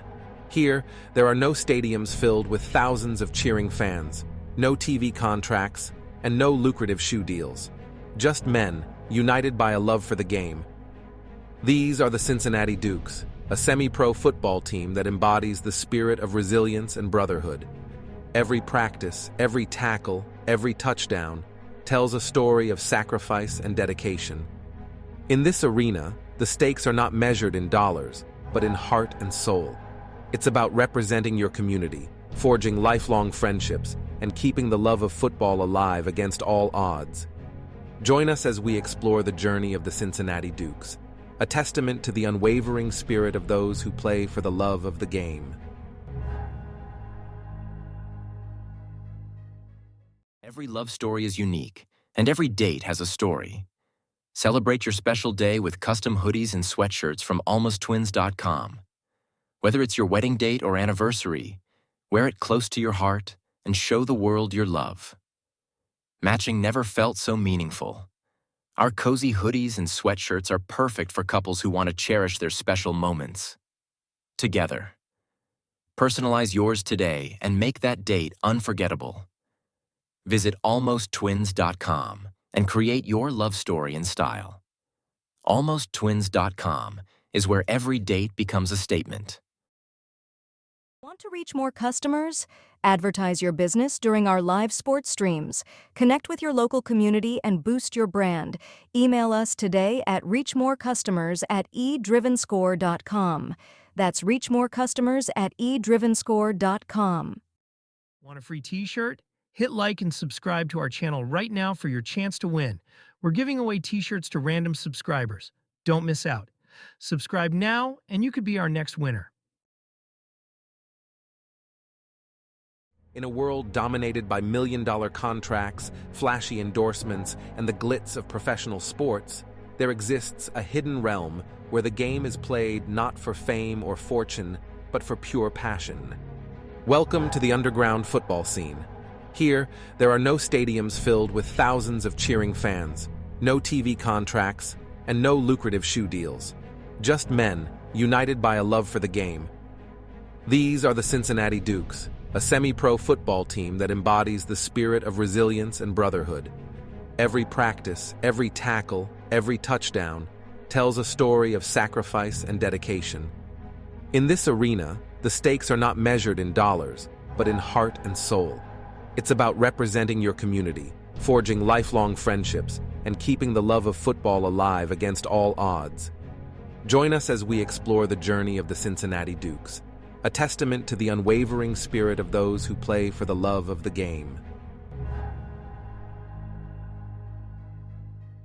Want to reach more customers? Advertise your business during our live sports streams. Connect with your local community and boost your brand. Email us today at reachmorecustomers@eDrivenScore.com. That's reachmorecustomers@eDrivenScore.com. Want a free t-shirt? Hit like and subscribe to our channel right now for your chance to win. We're giving away t-shirts to random subscribers. Don't miss out. Subscribe now and you could be our next winner. Every love story is unique, and every date has a story. Celebrate your special day with custom hoodies and sweatshirts from almosttwins.com. Whether it's your wedding date or anniversary, wear it close to your heart and show the world your love. Matching never felt so meaningful. Our cozy hoodies and sweatshirts are perfect for couples who want to cherish their special moments together. Personalize yours today and make that date unforgettable. Visit almosttwins.com and create your love story in style. Almosttwins.com is where every date becomes a statement. Want a free t-shirt? Hit like and subscribe to our channel right now for your chance to win. We're giving away t-shirts to random subscribers. Don't miss out. Subscribe now and you could be our next winner. In a world dominated by million-dollar contracts, flashy endorsements, and the glitz of professional sports, there exists a hidden realm where the game is played not for fame or fortune, but for pure passion. Welcome to the underground football scene. Here, there are no stadiums filled with thousands of cheering fans, no TV contracts, and no lucrative shoe deals. Just men, united by a love for the game. These are the Cincinnati Dukes, a semi-pro football team that embodies the spirit of resilience and brotherhood. Every practice, every tackle, every touchdown tells a story of sacrifice and dedication. In this arena, the stakes are not measured in dollars, but in heart and soul. It's about representing your community, forging lifelong friendships, and keeping the love of football alive against all odds. Join us as we explore the journey of the Cincinnati Dukes, a testament to the unwavering spirit of those who play for the love of the game. Every love story is unique, and every date has a story. Celebrate your special day with custom hoodies and sweatshirts from almosttwins.com. Whether it's your wedding date or anniversary, wear it close to your heart and show the world your love. Matching never felt so meaningful. Our cozy hoodies and sweatshirts are perfect for couples who want to cherish their special moments together. Personalize yours today and make that date unforgettable. Visit almosttwins.com and create your love story in style. Almosttwins.com is where every date becomes a statement. Want to reach more customers? Advertise your business during our live sports streams. Connect with your local community and boost your brand. Email us today at reachmorecustomers@eDrivenScore.com. That's reachmorecustomers@eDrivenScore.com.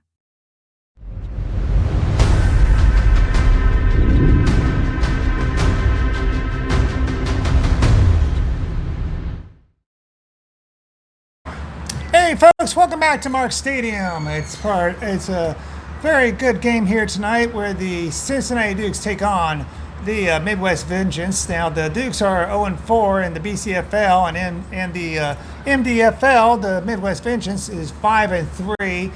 The Dukes are leading 14-0 against the Vengeance, and thankfully there hasn't been any rain coming down. The slight thunderstorm off to the side, like back in the first quarter, but right now, despite the gray overcast skies, everything's going pretty well so far for the Dukes. But the Vengeance has been picking up on some of those interceptions earlier in the second quarter, Dan, and I must admit they haven't slowed down. They're checking the plays, and they can see what's going on with the offense for the Cincinnati Dukes. Well, yeah, the Dukes got off to a fast start. They got those 2 touchdowns early to get to the 14-0 lead, but Vengeance, who do have a very good defense, they're known for their defense, have been able to, as I mentioned, get a couple of interceptions. The Dukes' defense has held firm as well, however. They've gotten the ball back just about every time, and they've been able to hold on to this 0, the shutout, keep their lead at 14-0 at halftime. Yeah, and also that last play, the last official play of the second quarter, where the Dukes caught the interception in the end zone, and boy, that was a bit, that made some of the Dukes fans' hearts palpitate a bit here and there. Yeah, well, though Kayvon Burnett, he's been having a big game. He left them last week to play with the Ohio Valley Ironmen, a professional team. Their season is over, so it's good to see him back and making plays. You can see why he was getting paid, as he's living now 2 interceptions and 4 fumbles already in this first half. And also, folks, if you're a big die-hard football fan like us and everything, I just got done watching the Arena Football 1, where the Albany Firebirds won against the Nashville Cats, and it was a very close game. They won by 3 points and everything, and and with the Arena Football 1, they're determined to keep the Albany Firebirds running and everything. I still remember about almost 20 years ago when the Firebirds relocated for a while over in Indiana at what is now called Gamebridge Fieldhouse and everything. It was a pretty good game, but back in Indiana, but they decided to head back east to the field over at MVP Arena in Albany, New York, in upstate New York. Now, Dan, what is your opinion on Arena Football 1 and everything these days? I mean, because last year, a couple of years ago, there was like AFL and there was some problems and everything. Now they got Arena Football 1 with Jeff Fisher as the commissioner. It's another opportunity for these players to move up, as long as they are getting paid as promised. It's another opportunity. There's a few of them out there. There's obviously that, the XFL, or not the UFL now, as they merged with the USFL, but another opportunity out there. I think they just had their championship game too. Yep. So yeah, there's nice to see some opportunities for these players to not just keep playing, but actually get paid for playing. Oh yeah, and that UFL game where the Panthers taking on the Defenders. I mean, first time both teams got in there, and they were playing at the Dome at America Center in the heart of downtown St. Louis, not too far away from that Gateway Arch and everything. It's 630-foot. You can't miss that, folks, on the Mississippi River and everything.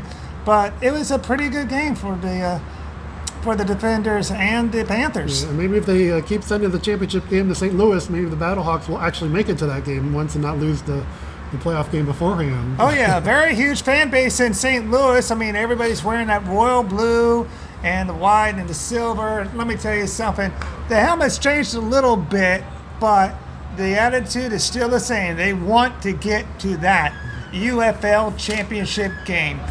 Well, folks, we're going to come back in about a minute or so, live from Mark Stadium in the heart of Cincinnati, Ohio, with the skies actually showing a ray of light, so to speak. It is the Cincinnati Dukes taking on the Midwest Vengeance. Dukes leading 14-0. We'll be back right after this.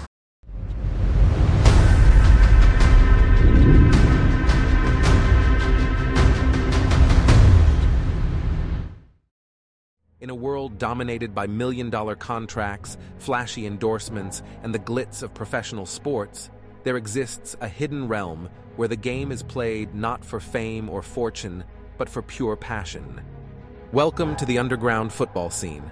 Here, there are no stadiums filled with thousands of cheering fans, no TV contracts, and no lucrative shoe deals. Just men, united by a love for the game.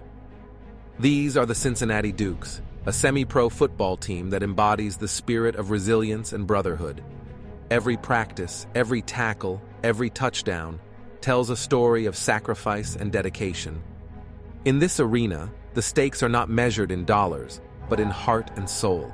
It's about representing your community, forging lifelong friendships, and keeping the love of football alive against all odds. Join us as we explore the journey of the Cincinnati Dukes, a testament to the unwavering spirit of those who play for the love of the game.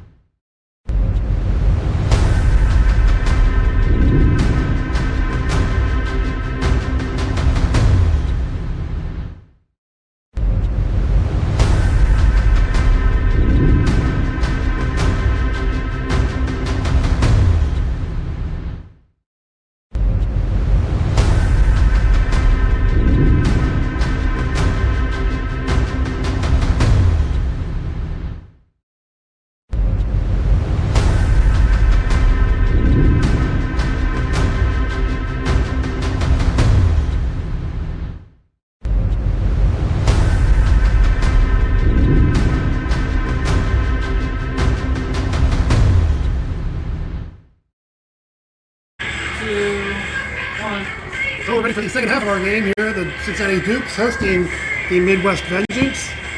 The Dukes out to a 14-0 lead after two quick touchdowns in the first quarter.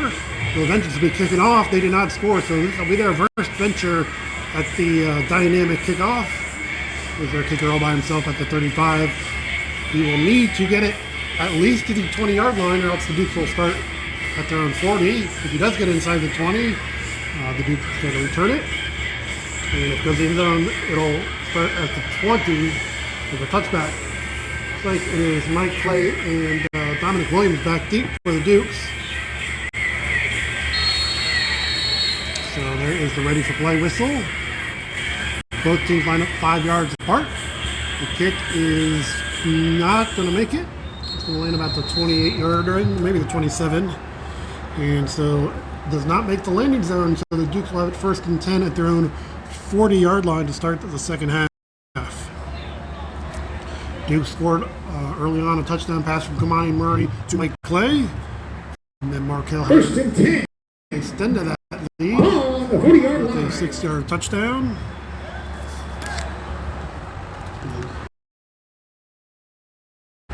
Glad it was a lot of turnovers. The Vengeance had got inside the 10-yard line. They fumbled, and then there's about 4 minutes to go in the half, and then I think we had about 4 or 5 turnovers that last 4 minutes. And the result was that the score remained 14-0 Dukes. So they break the huddle. Looking to regroup. I did notice the Vengeance actually went into the locker room for halftime. Usually teams just kind of gather in one end zone or the other, but they actually went in the locker room to talk about things, so we'll see what kind of adjustments they made. The Dukes with a bit of an adjustment. Looks like they have 2 guys in the backfield, Kendall Watson block and Mike Crawford behind Kamani Murray. Now Crawford to his side. Murray fakes the pitch. Now he does pitch to Crawford. He goes to the right side and is pushed out of bounds just short of midfield. Murray hand off to number 5, Crawford. Jason Vaughn, with the stop. It's going to be an 8-yard gain. Makes it 2nd and 2. 2nd and 4. Correction, 2nd and short. Ball on the 48-yard line. An 8-yard gain as the Dukes start the second half by going to the ground.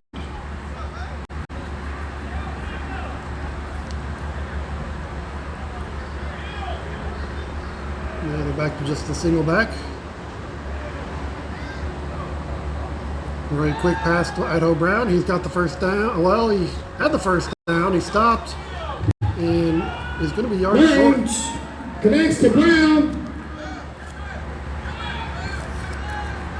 A 1-yard gain makes it 3rd and 1. 31. Ball on the 39-yard line. Dukes. Nice job by the defense. Nathan Cable there. Brown tried to juke him and make a big play out of it.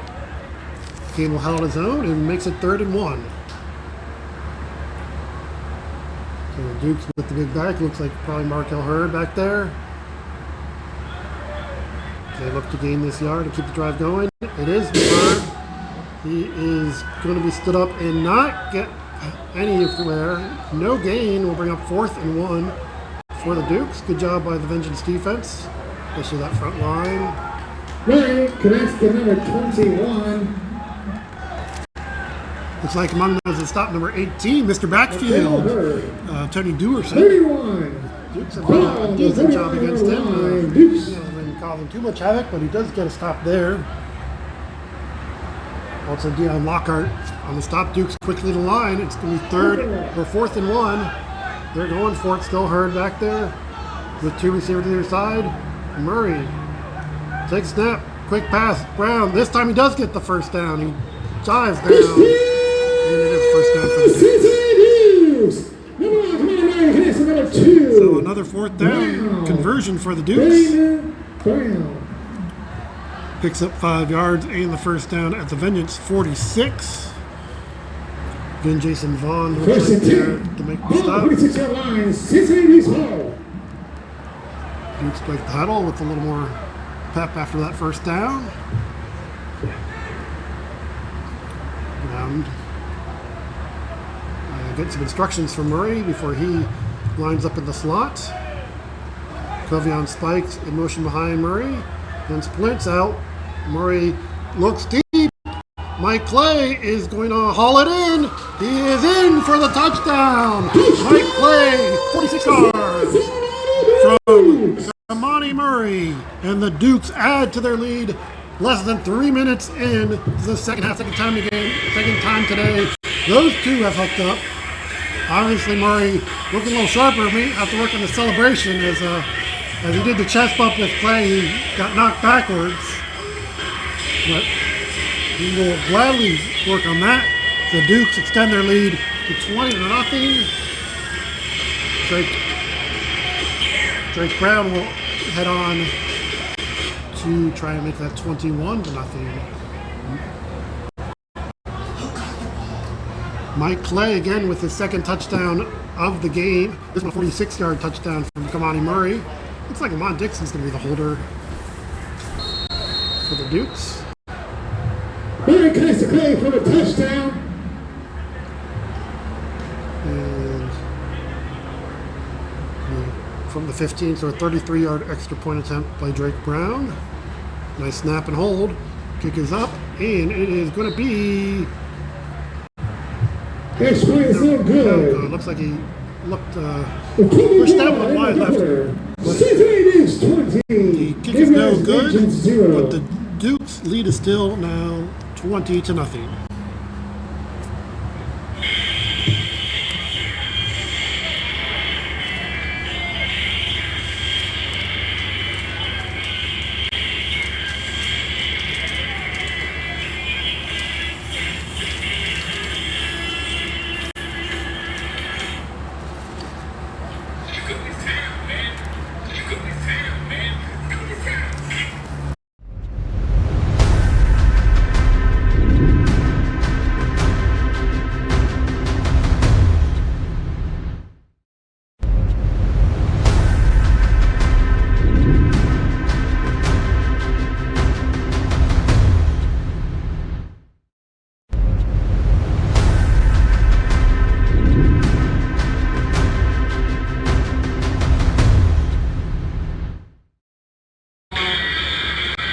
So Drake Brown off to take his turn at the dynamic kickoff. The Vengeance with both kick returners up at the 20-yard line. Ace Smith and Valdez Bateman. Browning's kick does get past the first line, or both lines, but still not into the landing zone. And so it'll be Vengeance ball at the 40-yard line. 12:04 to go in the third quarter. So the Dukes have extended their lead just like in the first half. They scored early on a Murray to Clay touchdown. Again, it's Murray to Clay early in the second half, 3 minutes into the second half. They're up to 20-0. Looking for their first win of the year, but the Dukes might be the best winless team out there. Not something to brag about too much, but they played a very tough schedule. Seems to have prepared them for this game, as they've been playing primarily 3A teams. Their first chance to foray into the 2A world in which they usually live. The back-to-back 2A national champions.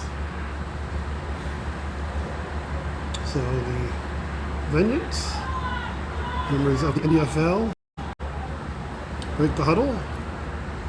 Aaron Johnson called out signals. It is going to be a handoff. Just being strung out. And Nathan Evans finally brings him down after the handoff to Ace Smith. Number 20, excuse me, number 12, Johnson. Handoff to number 3, Good job by Nathan Evans. Pulling down. Actually, he did get a 5-yard gain, it looks like, out of it. 2nd and 5. Ball on the 45-yard line. Vengeance. As the Vengeance still wide on their first play.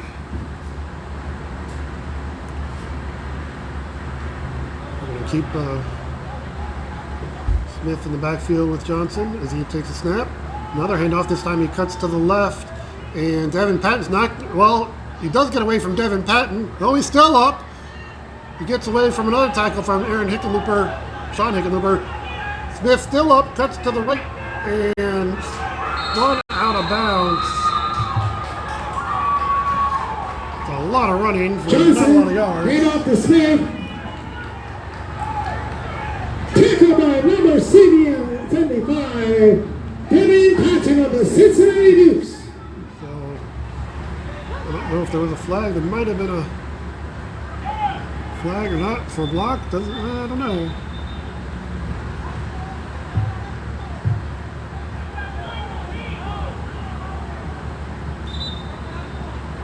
So it's going to be short. It's going to be short of the line of the game. It's going to be 3rd and 1 after the chains had Richmond moved. On the 49-yard line, Vengeance. It was a 4-yard pickup for Ace Smith. He ran much more than 4 yards, but just 4 of them were forward. And he's still in there, it appears. Next to Johnson. As the Vengeance. It says 5 on 3rd and 1. Still looking for their first points of the evening. Johnson. It is a handoff to Smith, who stumbles to the right and Torrance Green finally there. Rashawn Hooper tried to wrap him up. He spun out of that one, but Torrance Green came barging in. Johnson connects to Smith. And brought him down for a 5-yard loss. The Dukes. Which makes it 4th and 6. Terrence Green. I think it was a 4th and 1 they might have been going for it, but it sounds like 4th and 6 the Vengeance might be punting here. They are substituting freely. Tyler Drake practicing his punting, so yeah, it is a punt. Going to be punt for the Vengeance. Duke's on 2 back deep. Kayvon Burnett. Dominic Williams. We had under 10 minutes in the third quarter, 5 minutes into this half. Duke's up 20-0. And instead have one extra guy. Now they're legal of the 11 on the field. Punt is away. It's a nice high punt. Duke's going to drop, and it's going to be down inside the 30. 28-yard line. That's where the Dukes will have it 1st and 10 with 9:35 left in the third quarter.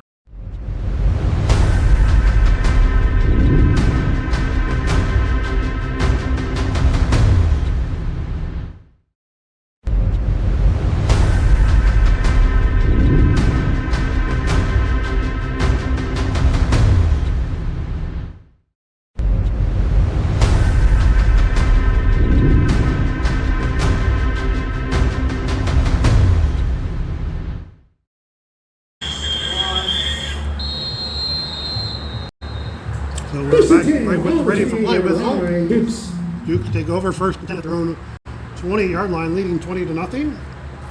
Successful first possession of this half. And with a 46-yard touchdown, Kamani Murray to Mike Clay, their 2nd touchdown connection of the game. So if the Dukes can add to this lead, Murray quick pass to Brown. Dukes his way down the field and out of bounds. Nice gain, another first down. All the way down to the 47-yard line, a 19-yard pickup.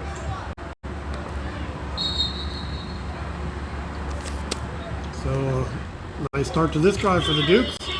They're off and running at the 47-yard line.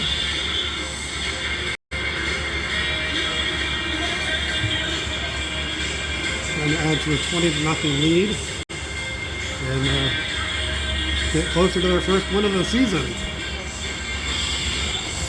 Nice to get it at home as the Dukes on the road. Their next 2 games at the Capital City Warhawks, who are one of the better teams ahead of the Vengeance in the standings at least. They're also at the Kentucky Cavalry. Here's a handoff to Mike Crawford. He is stopped. Murray connects to number 5, Crawford. Nice job by the line. Rondell Boyd making the stop. 2nd and 10. No gain. Line, Dukes. Crawford tried to make a move, but he was quickly stopped right there and got no further than the line of scrimmage. It'll be 2nd and 10 for the Dukes.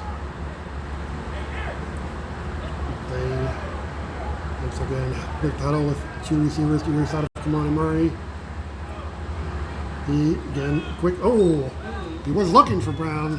Pass for number 2. Not going incomplete pass. got on him a little too quick. 3rd and 10. Third down for the Dukes. Not a bad idea. That play's been picking up at the very least 5 yards. And the last time they did it, they got like 19 yards out of it. So, drop pass brings up 3rd and 10 for the Dukes. They're on 47-yard line. Laquan Prince, Mike Clay on one side. Moving on spikes. Over on the other. This is a draw play. Mike Crawford up the middle. Not a bad pickup on 3rd down. Makes it 4th and 2. An 8-yard run. Hand off to Crawford. And the Dukes quickly to line of scrimmage. At the Vengeance 45. Murray hands off again to Crawford. He's got the 1st down before he's cut down. There are whistles. There are some whistles. There might have been. There is a flag on the field. Don't know, maybe the Dukes weren't set. They did get to the line pass. Let's see what the flag is.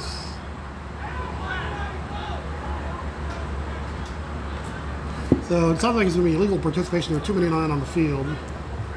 First and 10 ball, the 51-yard line, Cincinnati Dukes ball. So the penalty will be declined. And the Dukes will have it 1st and 10 at the 41. And there's another handoff off the middle. This one to Markel Hurd. He was finally brought down. A short gain. Set small to number 21, Markel Hurd. With the stop. The 5-yard pickup by Hurd there.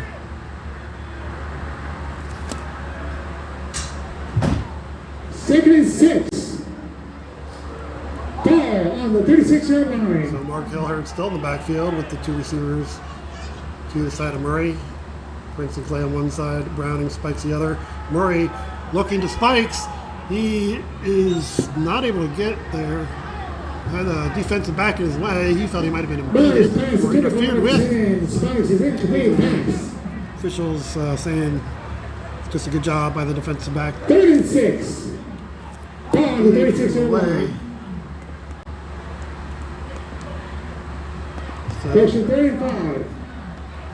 It'll be 3rd down for the Dukes at the 36.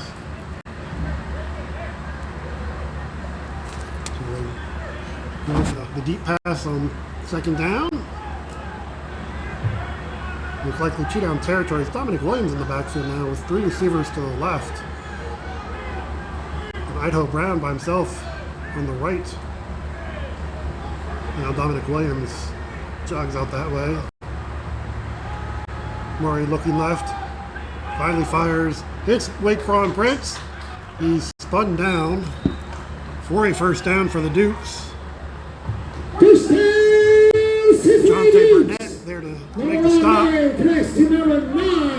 But not before the Dukes get a 1st down. They're now down to the 26-yard line, a 10-yard gain.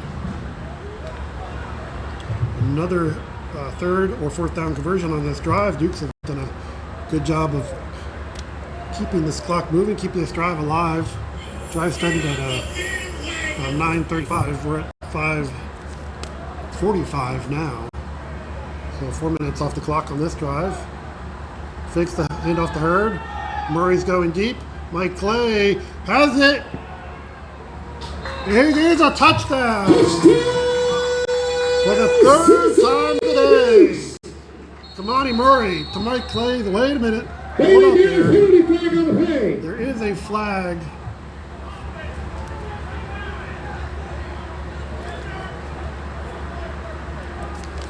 So the flag is holding against the Dukes. Take the touchdown off the board.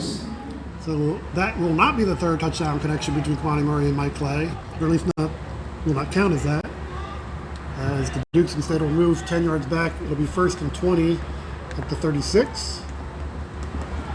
And it will still be 20-0 Dukes on the scoreboard. Ball on the 36-yard line, Dukes. 5:35 to go.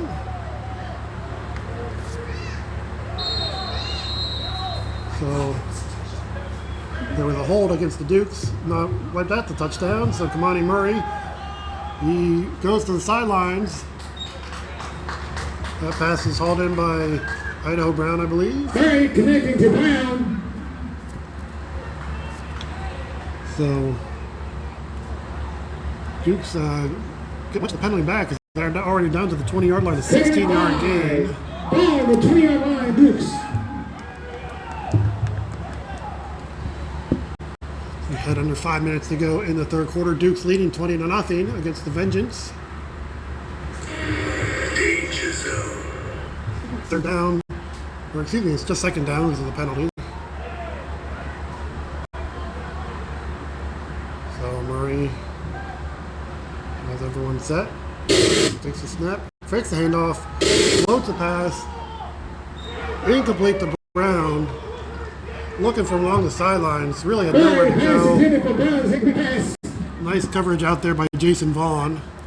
Didn't give Brown anywhere to catch that pass. Murray had nowhere to throw the ball here. And it'll be third down for the Dukes at the 20-yard line.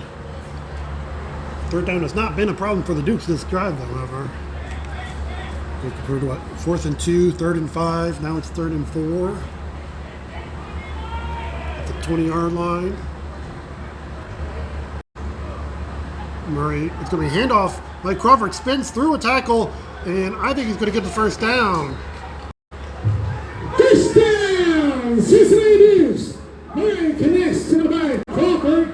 Tyler Drake finally brought Mike Crawford down, but First it and goal. looked like he was going to be stopped in the backfield and bring him 4th down. Said Crawford spun out of that tackle, kept his feet, and pushed ahead for 5 yards and the first down. Another third down conversion for the Dukes on this long drive. It's approaching 6 minutes. Already up 20-0. This could really, if there was any doubt, this could really erase that, as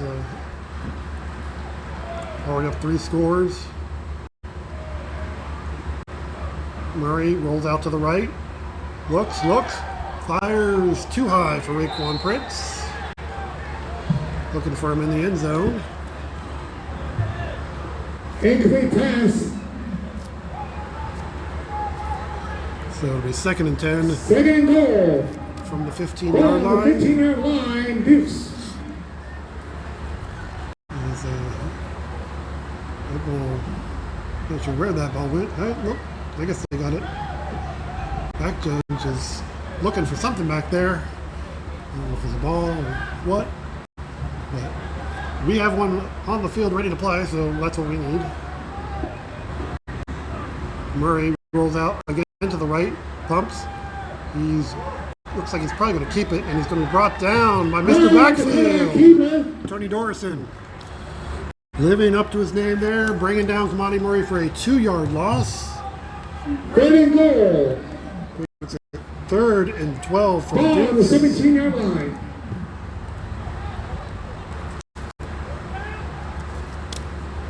So the Dukes, this is, I believe, the longest of the. Well, they did have a 3rd and 10. Well, there's an official timeout now. Looks like the Dukes are going to call timeout as they get ready for this 3rd and 12 with exactly 2.5 minutes left in the 3rd quarter.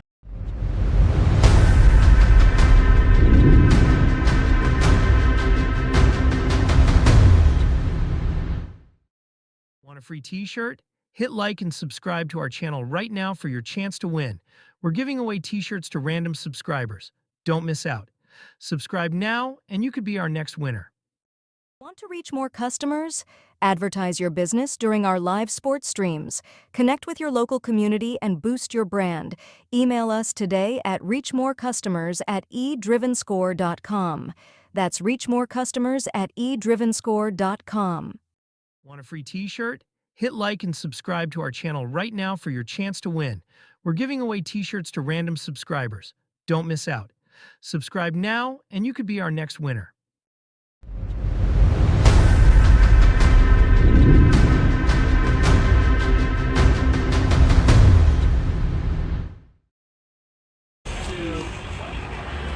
So the Dukes facing a 3rd and 12 coming out of this timeout. This drive, they've already converted a 4th and 2 that was a 3rd and 10. They've converted a 3rd and 5 and a 3rd and 4.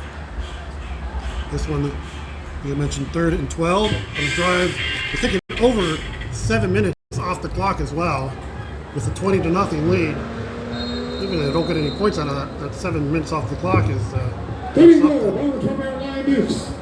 Murray lines up with one receiver out to the left. Actually, it says Dominic Williams that way as well. Looks like he's looking Williams' way. Actually, that's Mike Clay, who's wide open in the end zone for the touchdown. 17 yards, and that is their 3rd touchdown connection of the game. They had one wiped off, a 26-yard touchdown. Was nullified by a holding penalty. This one is good, a 17-yard strike third of the game between Murray and Clay. I mentioned this is Murray's second game back. He's obviously found some chemistry with Mike Clay. Who I think is letting the defense know about it as he eases his way off the field. And now his helmet will be used by the kicker, Drake Brown, who hopefully won't be needed to be formality. He has to have a helmet. Won't be making any tackles out there. As he goes for the extra point. Duke's already up 26-0. Lamont Dixon to hold. There's a snap. Kick is a low kick, and this one is no good to the right. There is a flag, however. Last kick was There's a flag on the field. no good to the left. Let's see the.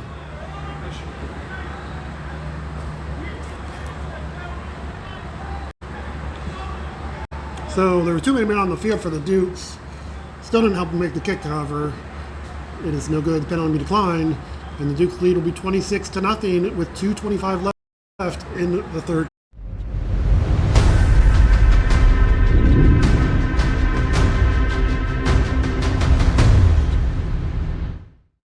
Want a free t-shirt? Hit like and subscribe to our channel right now for your chance to win. We're giving away t-shirts to random subscribers. Don't miss out. Subscribe now and you could be our next winner. Want to reach more customers? Advertise your business during our live sports streams. Connect with your local community and boost your brand. Email us today at reachmorecustomers@eDrivenScore.com. That's reachmorecustomers@eDrivenScore.com.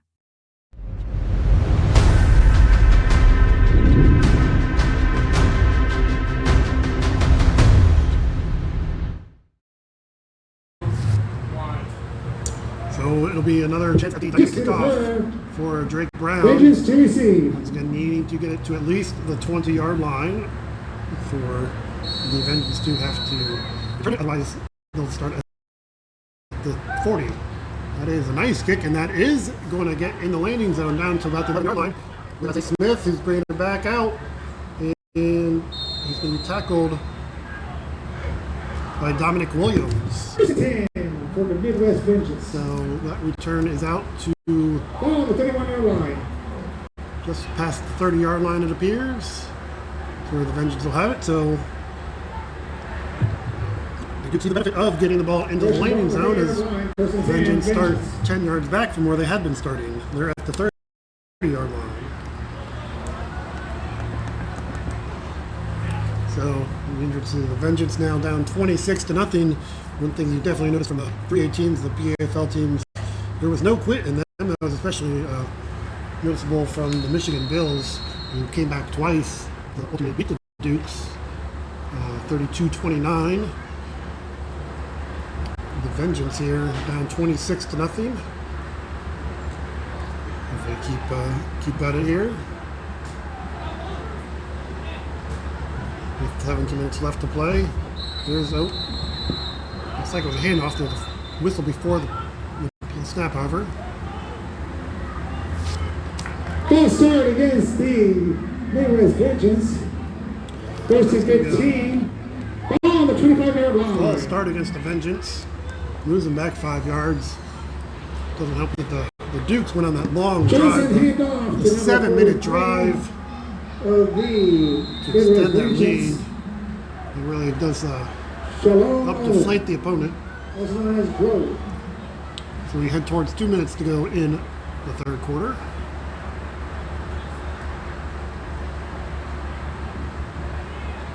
And John's still back there, quarterback, with Ace Smith as running back.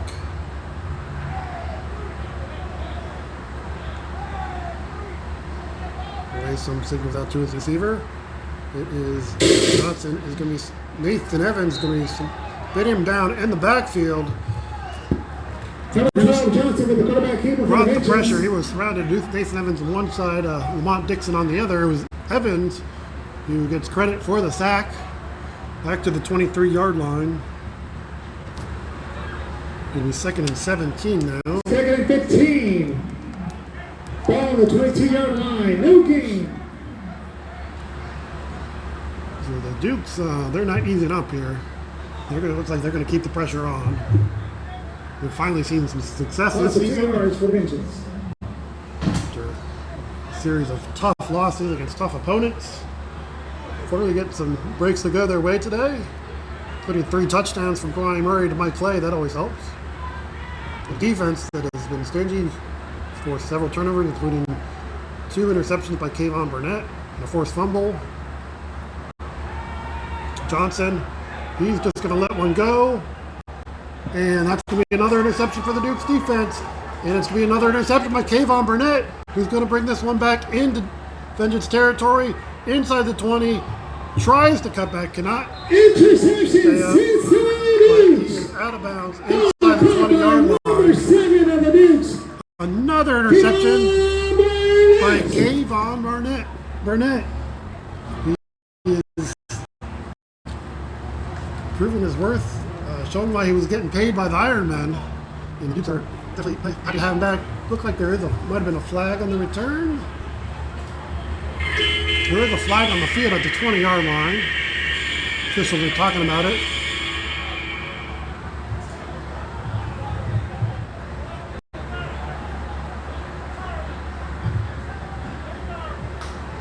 Back in the back penalty against the Dukes. So it is a penalty on the return against the Dukes, so they will keep possession. This for a block in the back.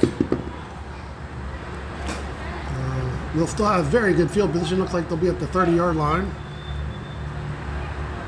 The Vengeance 30-yard line. First and 10. Chance to add to this 26-0 lead. 30 seconds to go in the quarter. Probably going to be one last play in this quarter.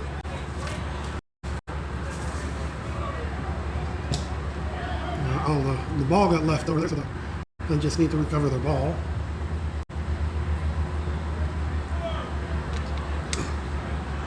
Yeah, the officials, let's see, we can arm. Oh, here we go. Going deep, and hey, oh! They had their chance at glory. That's why they're officiating this game and not playing. So, and we are glad that they are here to officiate for us. First and 10. So Murray takes a snap. Quick pass to Cameron Sleet. He is pushed out of bounds. Out of 5-yard pickup. Number 4, Sweet. And that's going to be the final play of the quarter. The Dukes will reach the fourth quarter with a 26-0 lead against the Midwest Vengeance.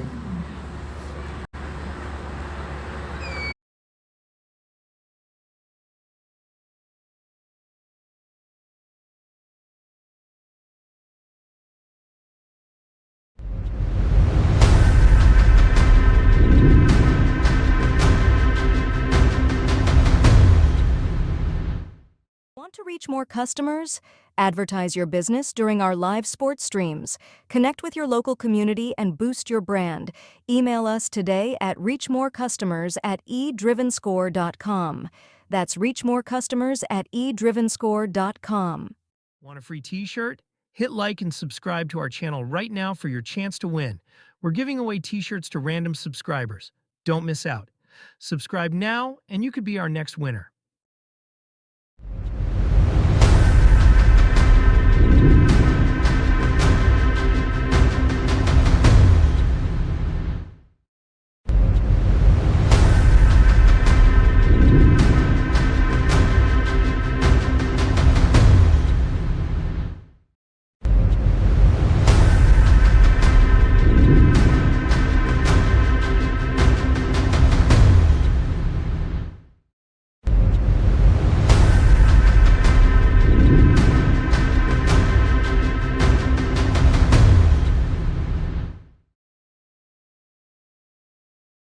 Dukes. So one quarter remaining in what appears to be the Dukes' first win of the year. They're leading the Midwest Vengeance 26-0. Coming off 2 weeks ago, a tough loss here at Walnut Hills against the Detroit Ravens. It was what, 34-8? But here they're up 26-0. Looking to add to it if they're at the 25-yard line. Oh, ball is fumbled, and Looked like the Vengeance had it. I think they're going to ultimately be the ones that come away with this. And they are. Mr. Backfield, Tony Dorison, has the ball. From the recovery. So there was some miscommunication on the handoff. The ball actually squirted out of the hands of the running back and right into, I believe it was Dorison who didn't cover it. And he's going to take it out and do the 40-yard line. That's where the Vengeance will have it. One play into the first quarter. 15:43 left. They get to come back out onto the field and see if they can dent the scoreboard. The Vengeance, as I mentioned, fighting for the MDFL title against some teams that are also coming up on the Dukes schedule. The Dukes, after I don't believe they will be playing next week, so they'll have a week off, and then they'll go to the Circle City Warhawks, who are 5-1 in the MDFL. First and 10. Ball on the 39-yard line. Go to the Kentucky Gaina Cavalry, who are also 5-1 in the MDFL. And then the next home game will be against the Lexington Bengals here on July 26th. Bengals sit at 3-3 in the MDFL. These Vengeance are 4-2 as far as I know.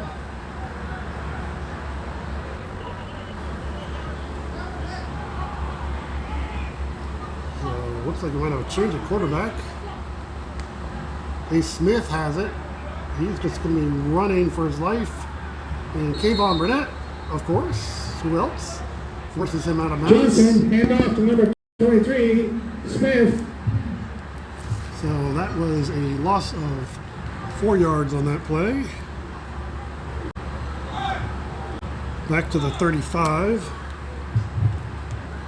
Second and 14. Ball on the 35-yard line. So looks like it is Ace Smith now at quarterback. He will most likely be the quarterback for this fourth quarter for the Vengeance.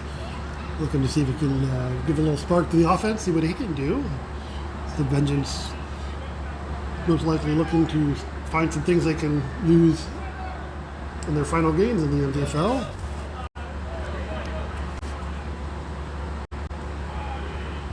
Smith takes the handoff, floats pass out to Gabriel Abraham, and Torrance Green is going to tackle him in the backfield, not going to let him get anywhere. Adrian Smith connects to number 2, Gabriel Abraham. So that was brought down at the 33-yard line, a 2-yard loss.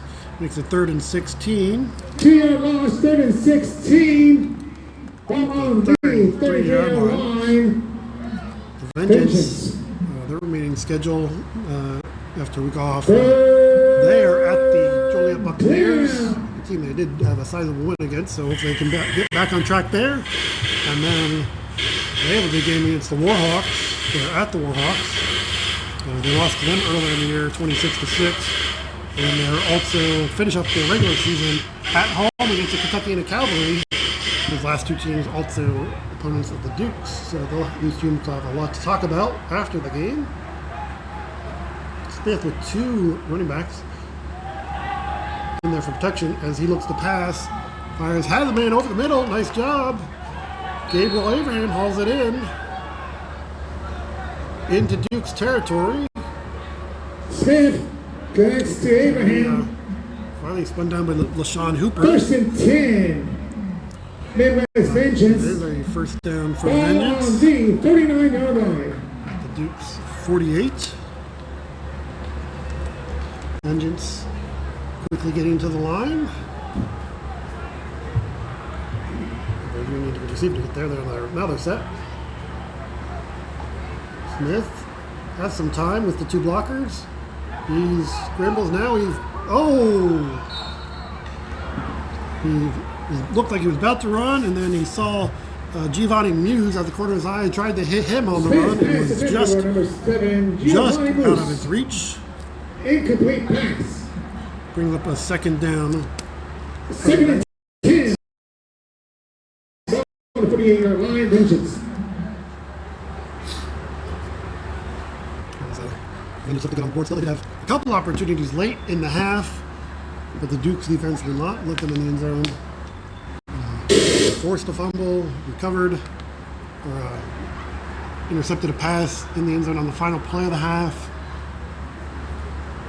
And that proved costly.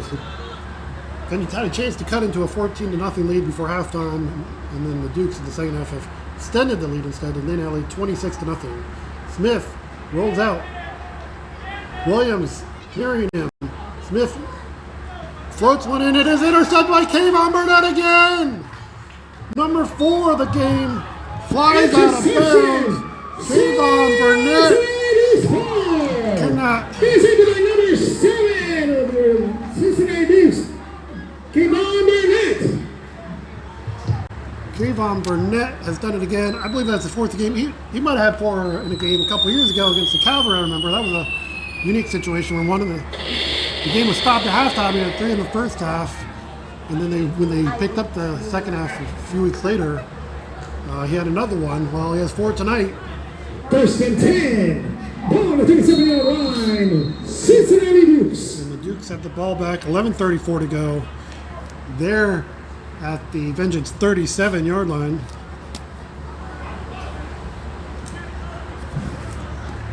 Kayvon Burnett has been everywhere in that backfield today.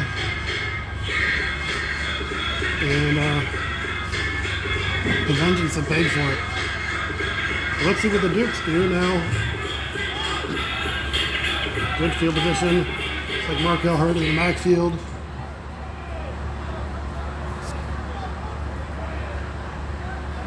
Monty Murray is going to drop back to pass. Fires one out to Brown. He cuts back into the inside.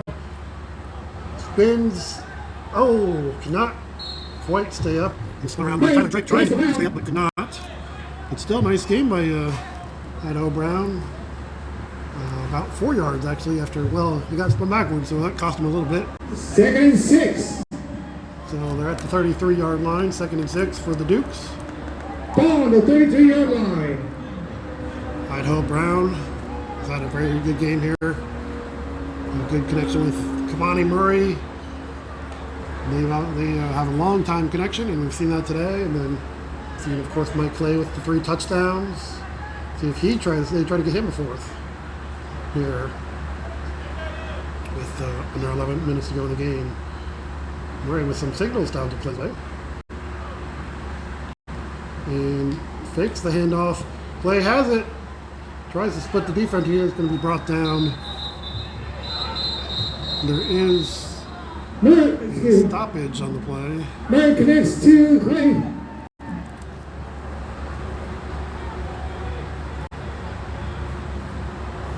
So I don't know if there's a flag or not, or just the injury. There is a flag, it appears.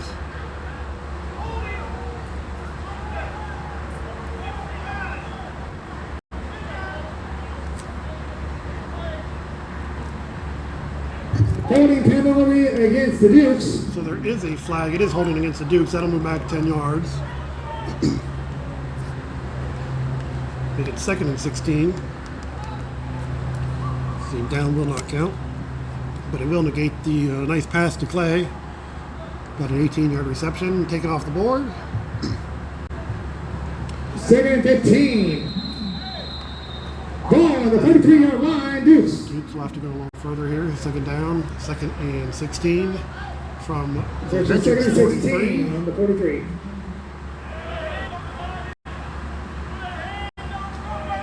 Murray. No snap. Floats the pass out. Covey on spikes. Does get his feet down for a short little gain. Murray connects to 37, a 6-yard gain. Spikes. Should make it 3rd and 10. 3rd and 10. Ball on the 38-yard line. So Dukes get back to the original line of scrimmage for this 3rd down conversion as we head under 10 minutes remaining in the game. Cincinnati leading 26-0, seemingly on the verge of their first win of the season, a well-earned win. After a very difficult schedule to start the season against some of the best 3A teams around, certainly, at least in this area. They do have one more PFL opponent, but that is the 2A Cincinnati Hawks, which will be their final game. Murray fires over the middle, Raekwon Prince is there. He makes a cut, and he is in for the touchdown. 37 yards.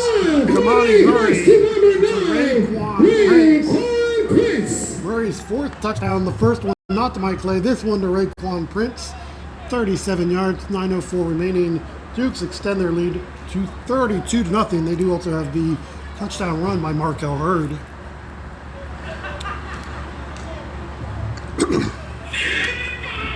So I think Jake Brown will be attempting another kick. It is. Will be a kick from the 15, so a 33-yard extra point attempt. Raekwon Prince basking in the glow of his touchdown as he saunters off the field. Being sure to be in the line of the camera as he does it. One of the cameramen down in the field taking photographs.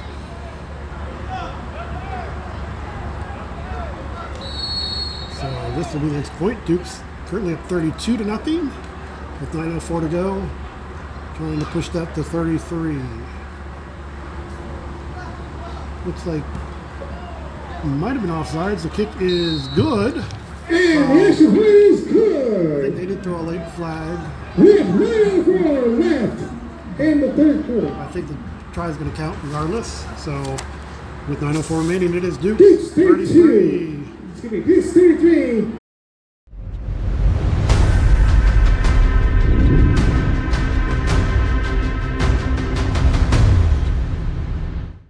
Want to reach more customers? Advertise your business during our live sports streams. Connect with your local community and boost your brand. Email us today at reachmorecustomers@eDrivenScore.com. That's reachmorecustomers@eDrivenScore.com. Want a free t-shirt? Hit like and subscribe to our channel right now for your chance to win. We're giving away t-shirts to random subscribers. Don't miss out. Subscribe now and you could be our next winner.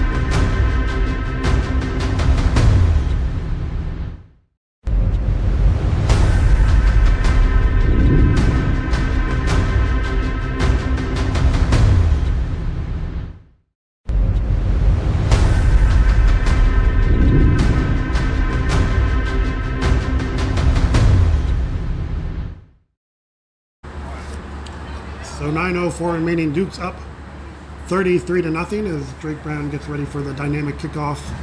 I think there was an offsides penalty against the Vengeance, so he'll be kicking from the 40-yard line because of that. That penalty will be assessed on the kick. So he'll have a little better chance of getting in the landing zone. He did achieve that last time, and we saw the Vengeance return it. Officials are talking about it. Still. Some different return back there for the Vengeance. Pierre Johnson number 3 and Valdez Bateman number 10. Bateman right on the 20-yard line. Pitch to the curve. Vengeance to receive. The offsides penalty will move the kick up to the 40-yard line. 9:04 remaining. So Drake Brown will approach it. Once we get our ready for play whistle. And there it is. And there is the kick. And this is going to be returned down to about the 6-yard line by Pierre. He keeps his feet, cuts back, and goes back to the left down the sideline. He's got some room if he cuts back again. Uh-oh, he's in the open. Drake Brown's not going to get him. Cuts back, and that is finally going to be where he's brought down. Number 3, Pierre Joseph of the Vengeance. Pierre Joseph with a nice Tackle return number 28. into Duke's territory down to the 27-yard line. the Vengeance. First and 10. We'll have it 1st and 10 at the Dukes 27. Great field possession as they try to avoid the shutout. It's got the one bit of drama left. Can the Dukes get the shutout?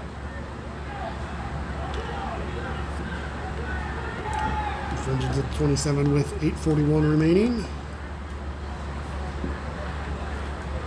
Using a quarterback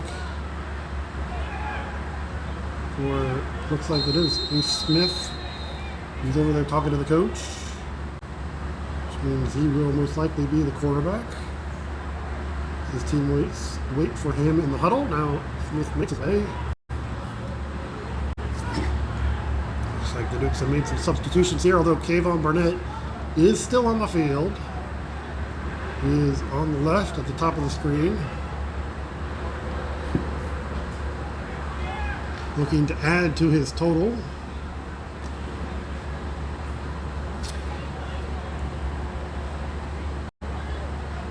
So there's going to be an empty backfield for Ace Smith. Unless it's a quarterback draw or a scrambles, it'll be a passing play for the Vengeance. He takes a snap, and there is a whistle. Penalty flags on the field.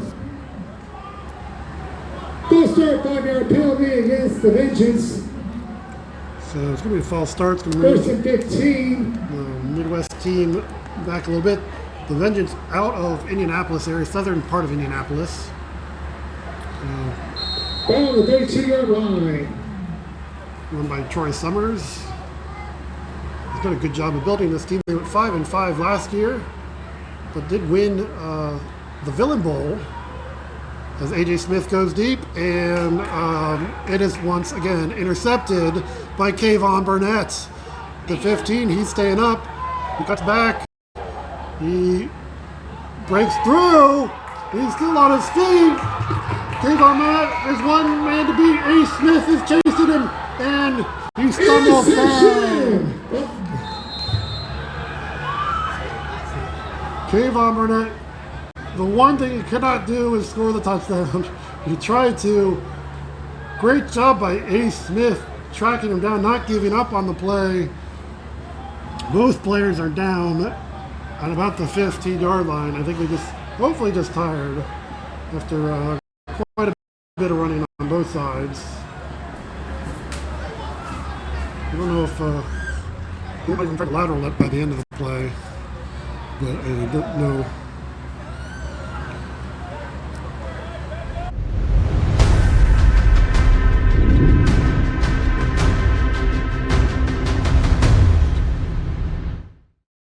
Want a free t-shirt? Hit like and subscribe to our channel right now for your chance to win. We're giving away t-shirts to random subscribers. Don't miss out. Subscribe now and you could be our next winner. Want to reach more customers? Advertise your business during our live sports streams. Connect with your local community and boost your brand. Email us today at reachmorecustomers@eDrivenScore.com. That's reachmorecustomers@eDrivenScore.com. Want a free t-shirt? Hit like and subscribe to our channel right now for your chance to win. We're giving away t-shirts to random subscribers. Don't miss out. Subscribe now and you could be our next winner. Want to reach more customers? Advertise your business during our live sports streams. Connect with your local community and boost your brand. Email us today at reachmorecustomers@eDrivenScore.com. That's reachmorecustomers@eDrivenScore.com. That was one heck of a run there, Dan. Kayvon Burnett being helped off the field, getting well-deserved applause as he's plopped down by his teammates. Once he gets to the sidelines, Devin Patton and looks like Raekwon Burnett there to help him off the field. And he did quite a bit of running on that return. Not just the nearly about 68 yards of return yardage itself. He zigzagged back and forth. 10. Ball on the 17-yard line. All the way to the 17-yard Cincinnati line. Dukes. The Dukes have it 8:04 left in the game. 1st and 10. I think that might be it for Burnett. And certainly it's preserved the rest of the game off. 5 interceptions. You can see that every day. With Mike Crawford in a quarterback, and he hands off to Kendall Watson, who's in for the touchdown. 17 yards on the very first play. Connects to Watson for Cincinnati touchdown. And the Dukes extend their lead to 39 to nothing.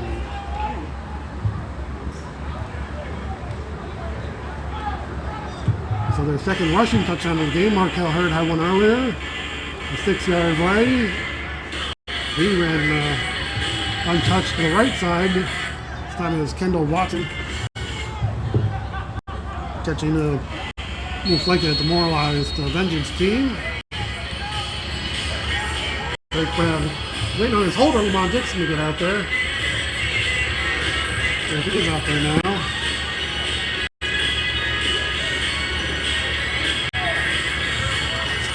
.7:54 to go. Dukes up 39-0. Browning on to attempt the kick. It is going to be blocked. The Vengeance ball still loose. Dixon tried to run with it, which I'm not sure he can, but he was stopped anyway, so the try will be no good, and the Dukes lead will remain 39-0.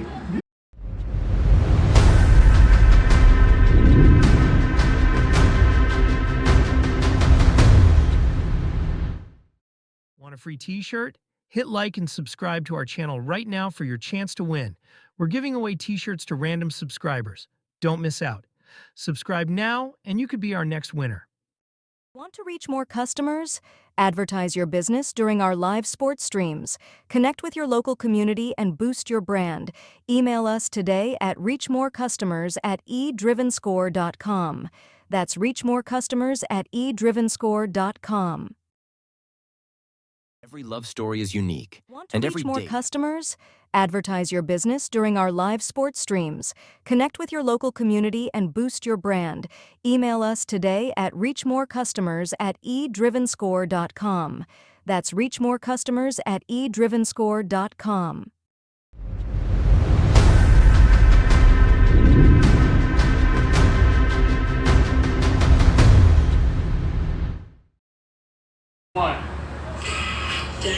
So another dynamic kickoff attempt by Drake Browning, who's had a busy night with the extra points and the kickoffs.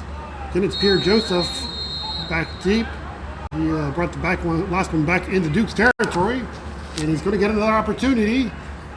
This ball hits the ground and rolls into the end zone. That's going to be ball still loose. And the rolling is the Dukes feel like it's a touchdown. So referees will see if we're going to talk about this, whether it's going to be a touchback or a touchdown.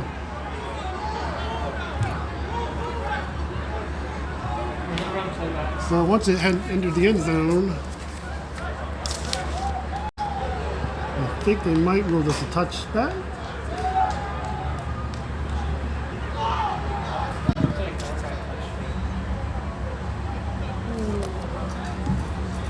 So the officials talking about it. The Dukes are sending their their extra point unit, their kicking unit, onto the field. They seem to feel it's a touchdown. And it is a touchdown for the Dukes.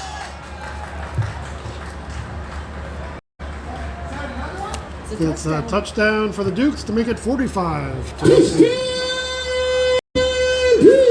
And Drake Browning will stay out there for the extra point.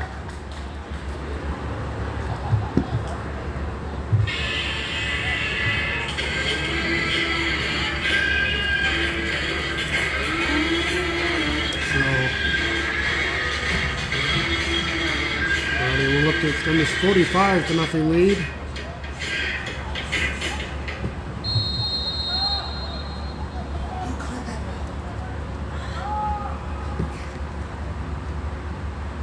Low snap.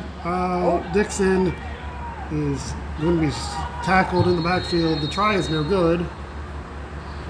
Next one is no good. It's 45 to nothing. Dukes. Cincinnati Dukes 45. 7:45 left Vengeance in the 0. game.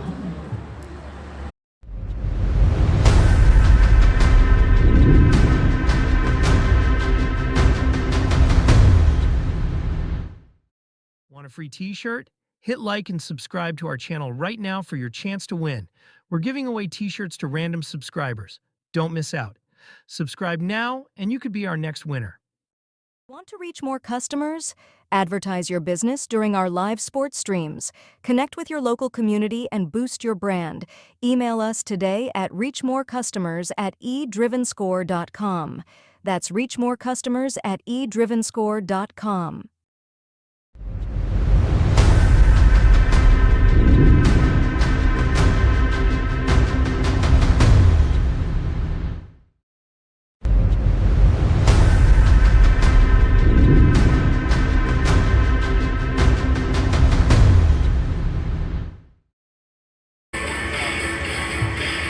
So Drake Brown, a busy man, still on the field.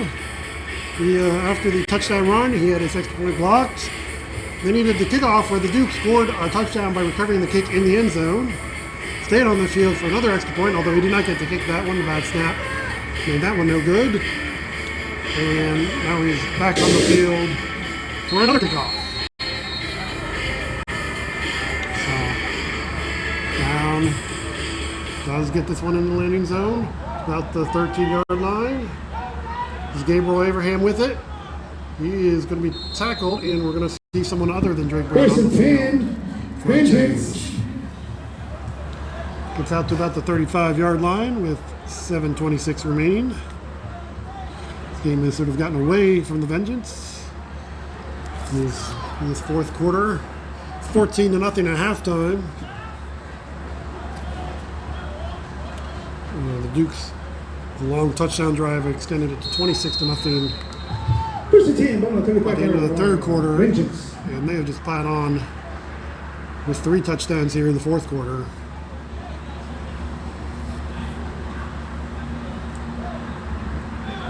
Some outstanding performances here. 3 touchdown passes from Kamani Murray to Mike Clay, and then another one to Raekwon Prince. We've also seen 5 interceptions from Kayvon Burnett. So I don't know if he's still on the field. He was cramping up after the last one, so I think he might be done for the game. A Smith is still at a quarterback. He drops back. Deion McKinley chases him. He hits his receiver over the middle. Nathan Evans spins down the quarterback, Aaron Johnson. Now at receiver. So that pass is in the Duke's territory down to the Duke's 42-yard line. Vengeance. Ball on the 42-yard line. Vengeance quickly getting to the line as this clock is rolling towards the 6-minute mark. They're looking to get on the board, get something out of this game. Smith, it's left time. Finally, man coming up the middle. Rolls out. Deion McKinley now chasing him. He's blocks, cuts back to right. Now he's taking off with blockers. Just moving back to the other side. And finally brought down Number 23 with the quarterback carry. by Cameron For Smith. the Vengeance, number 23, Adrian Smith. Tackled by number 29. That was a of the first down Cincinnati run. Dukes. And we're going to have a timeout. That's right down to the 28-yard line. And the Vengeance are going to call timeout with 5:37 remaining in the game. First turn.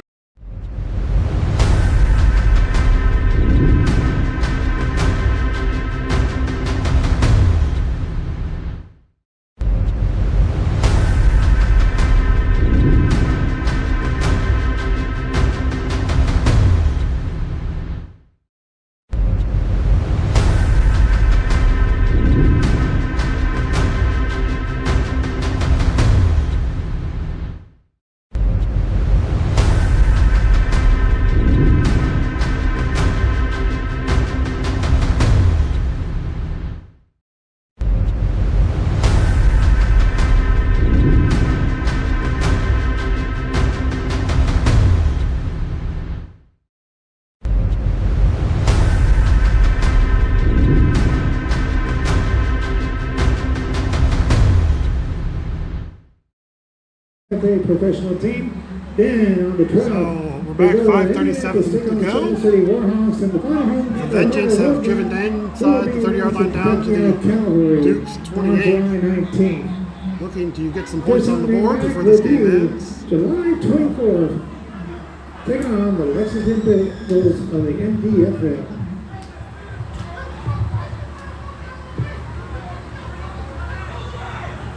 So the Vengeance, 5:37 to go. Both these teams off next week. The Ironmen, I believe, canceled. The rest of their season is done, so the Dukes will not be going to Ohio Valley next week. They will be going to Circle City, basically Indianapolis, to face the Warhawks in 2 weeks, and also the Louisville area to face the Kentucky Cavalry the week after that. They'll be back here to face the Lexington Bengals on the 28th. A.J. Smith, the pass out to the left. Sean Hooper and Dominic Williams on the stop of Gabriel Abraham. Very short gain. It does get him down to about the 22-yard line. 6-yard gain, we call it. On the 22-yard line. So Vengeance moving fast, trying to get some points. Down 45-0. Trying to avoid the shutout at least. A. Smith with lots of pressure up the middle. He avoids that, but is tripped up Number 23, Adrian Smith with the by carry. Dylan Lewis. Knocked down by number 75, Kevin Patton. Kevin Patton there to finish things off. No gain on the play. Will bring up third down Third down. from the 22. 4.5 minutes left in the game. Duke's up 45-0. 4 touchdown passes from Kalani Murray. 3 of them by Clay, and then of course the 5 interceptions by Kayvon Burnett. Highlighting this breakout performance by the Dukes, who came into this game without a win. A number of losses to very tough opponents. Smith is picked off. That is LaShawn Hooper. He's got twice the number of Kayvon Burnett. LaShawn Hooper is taking off. He's going to go all the way. And LaShawn Hooper is going to get in for a touchdown. He would turn that about 90 yards to extend the Dukes lead to 51. Nothing. Not number 7. This is number 14. Interception touchdown. Hooper Cincinnati. missed a touchdown. Another interception by this Dukes defense. They have just produced turnover after turnover, taking advantage of the Warhawks, taking advantage of that tough schedule that hardened them up for this game and for this stretch run of their schedule against the MDFL. The Dukes, an impressive performance now, 51-0 with 3:47 remaining.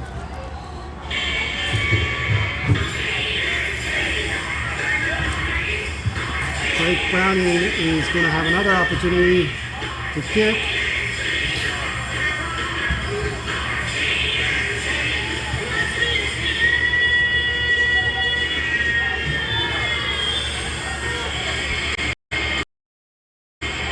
The Dukes, I think we need one more man out there. Let's do it and go out there.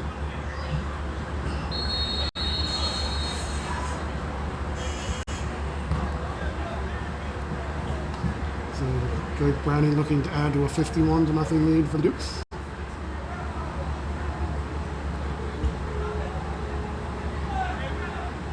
The second defensive touchdown. They recovered a kick, well, one on special teams. This one defense. Browning's kick is good. And the extra point is good. And that'll make it 52-0. With 3:22 left in the fourth quarter, Cincinnati 52. Midwest Region.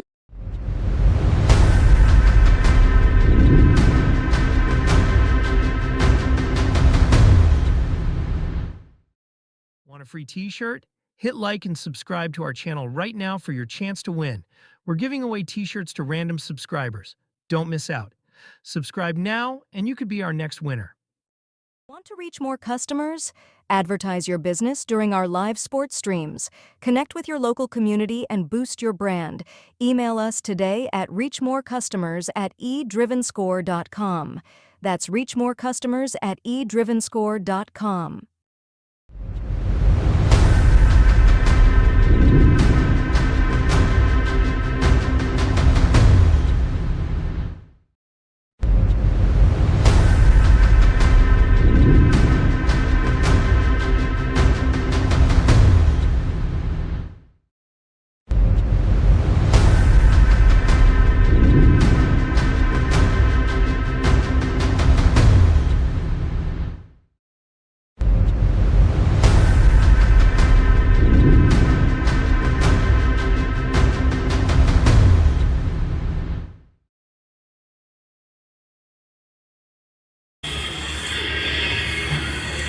The dynamic kickoff.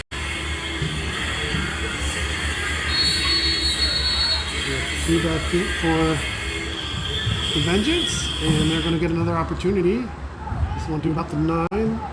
Fielded. This is a Smith who takes a little bit on the side. The rest of this isn't going to count as there's a flag. Looks like there's probably 30-yard run for the Vengeance.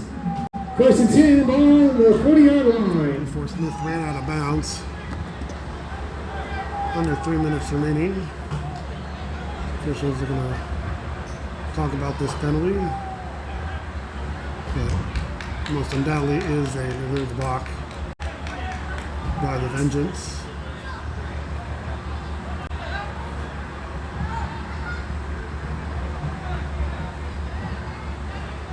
There's a blindside block on the Midwest squad. So that'll move him back. Flag is about the 23-yard line, probably half the distance. About the 12.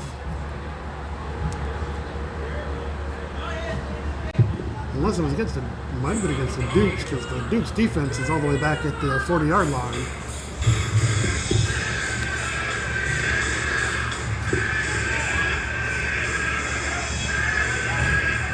So yeah, it is going to move the Vengeance back. To probably 11 or 12. We might call it the 12. That's where they want it, first and 10.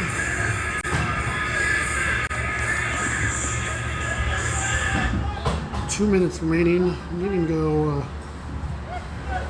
88 yards to avoid the shutout. Dukes leading 52-0.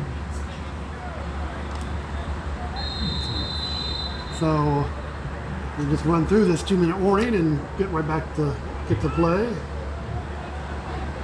I think there might be a new quarterback for Vengeance now. I think this is the running back. And Smith with nowhere to go.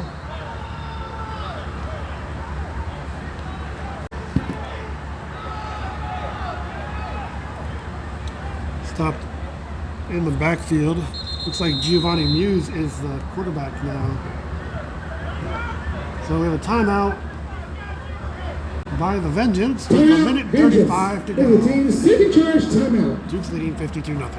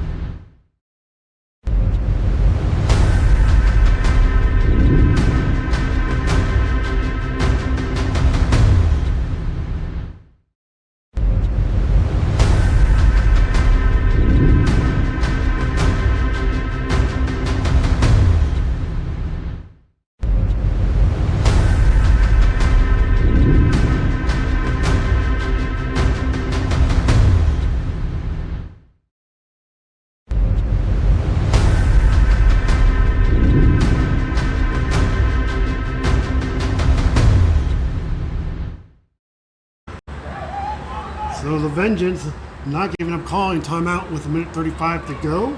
Still looking to get some points on the board. Giovanni Muse in at quarterback now. They're waiting for his guard or tackle. Now they have a full complement. A new bait in the backfield. And there's a flag. Penalty flag on the field.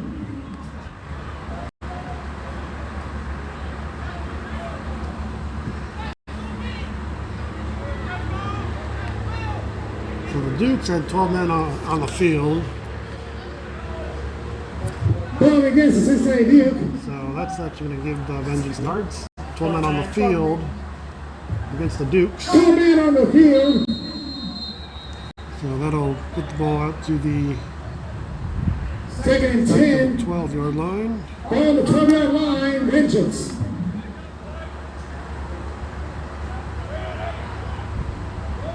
Now Muse. Hand off to his new backfield mate.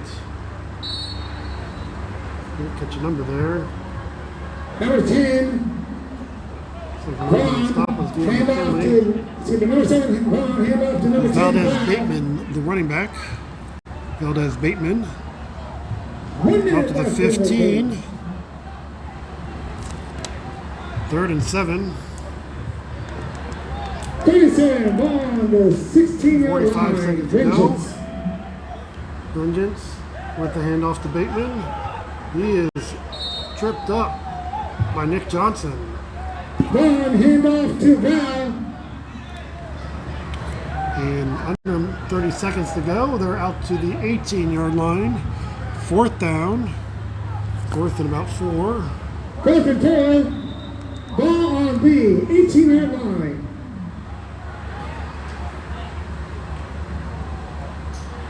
So they respot it. Vengeance may have one more play if they want. Looks like they're going to try and get it off. The Dukes are not. They are going to let the clock run out. And the Dukes are going to come away with an impressive win. Their first win, an impressive fashion, 52-0 against the Midwest Vengeance. Bonnie Bird, 4 touchdown passes, 3 of them to Mike Clay, and of course, Kayvon Burnett. Welcome back with 5 interceptions. The Dukes with a big 52-0 win against the Vengeance. They're on the road the next 2 weeks against 2 more NFL teams. Return home here July 26th when they face the Lexington Bengals. And don't forget, in 3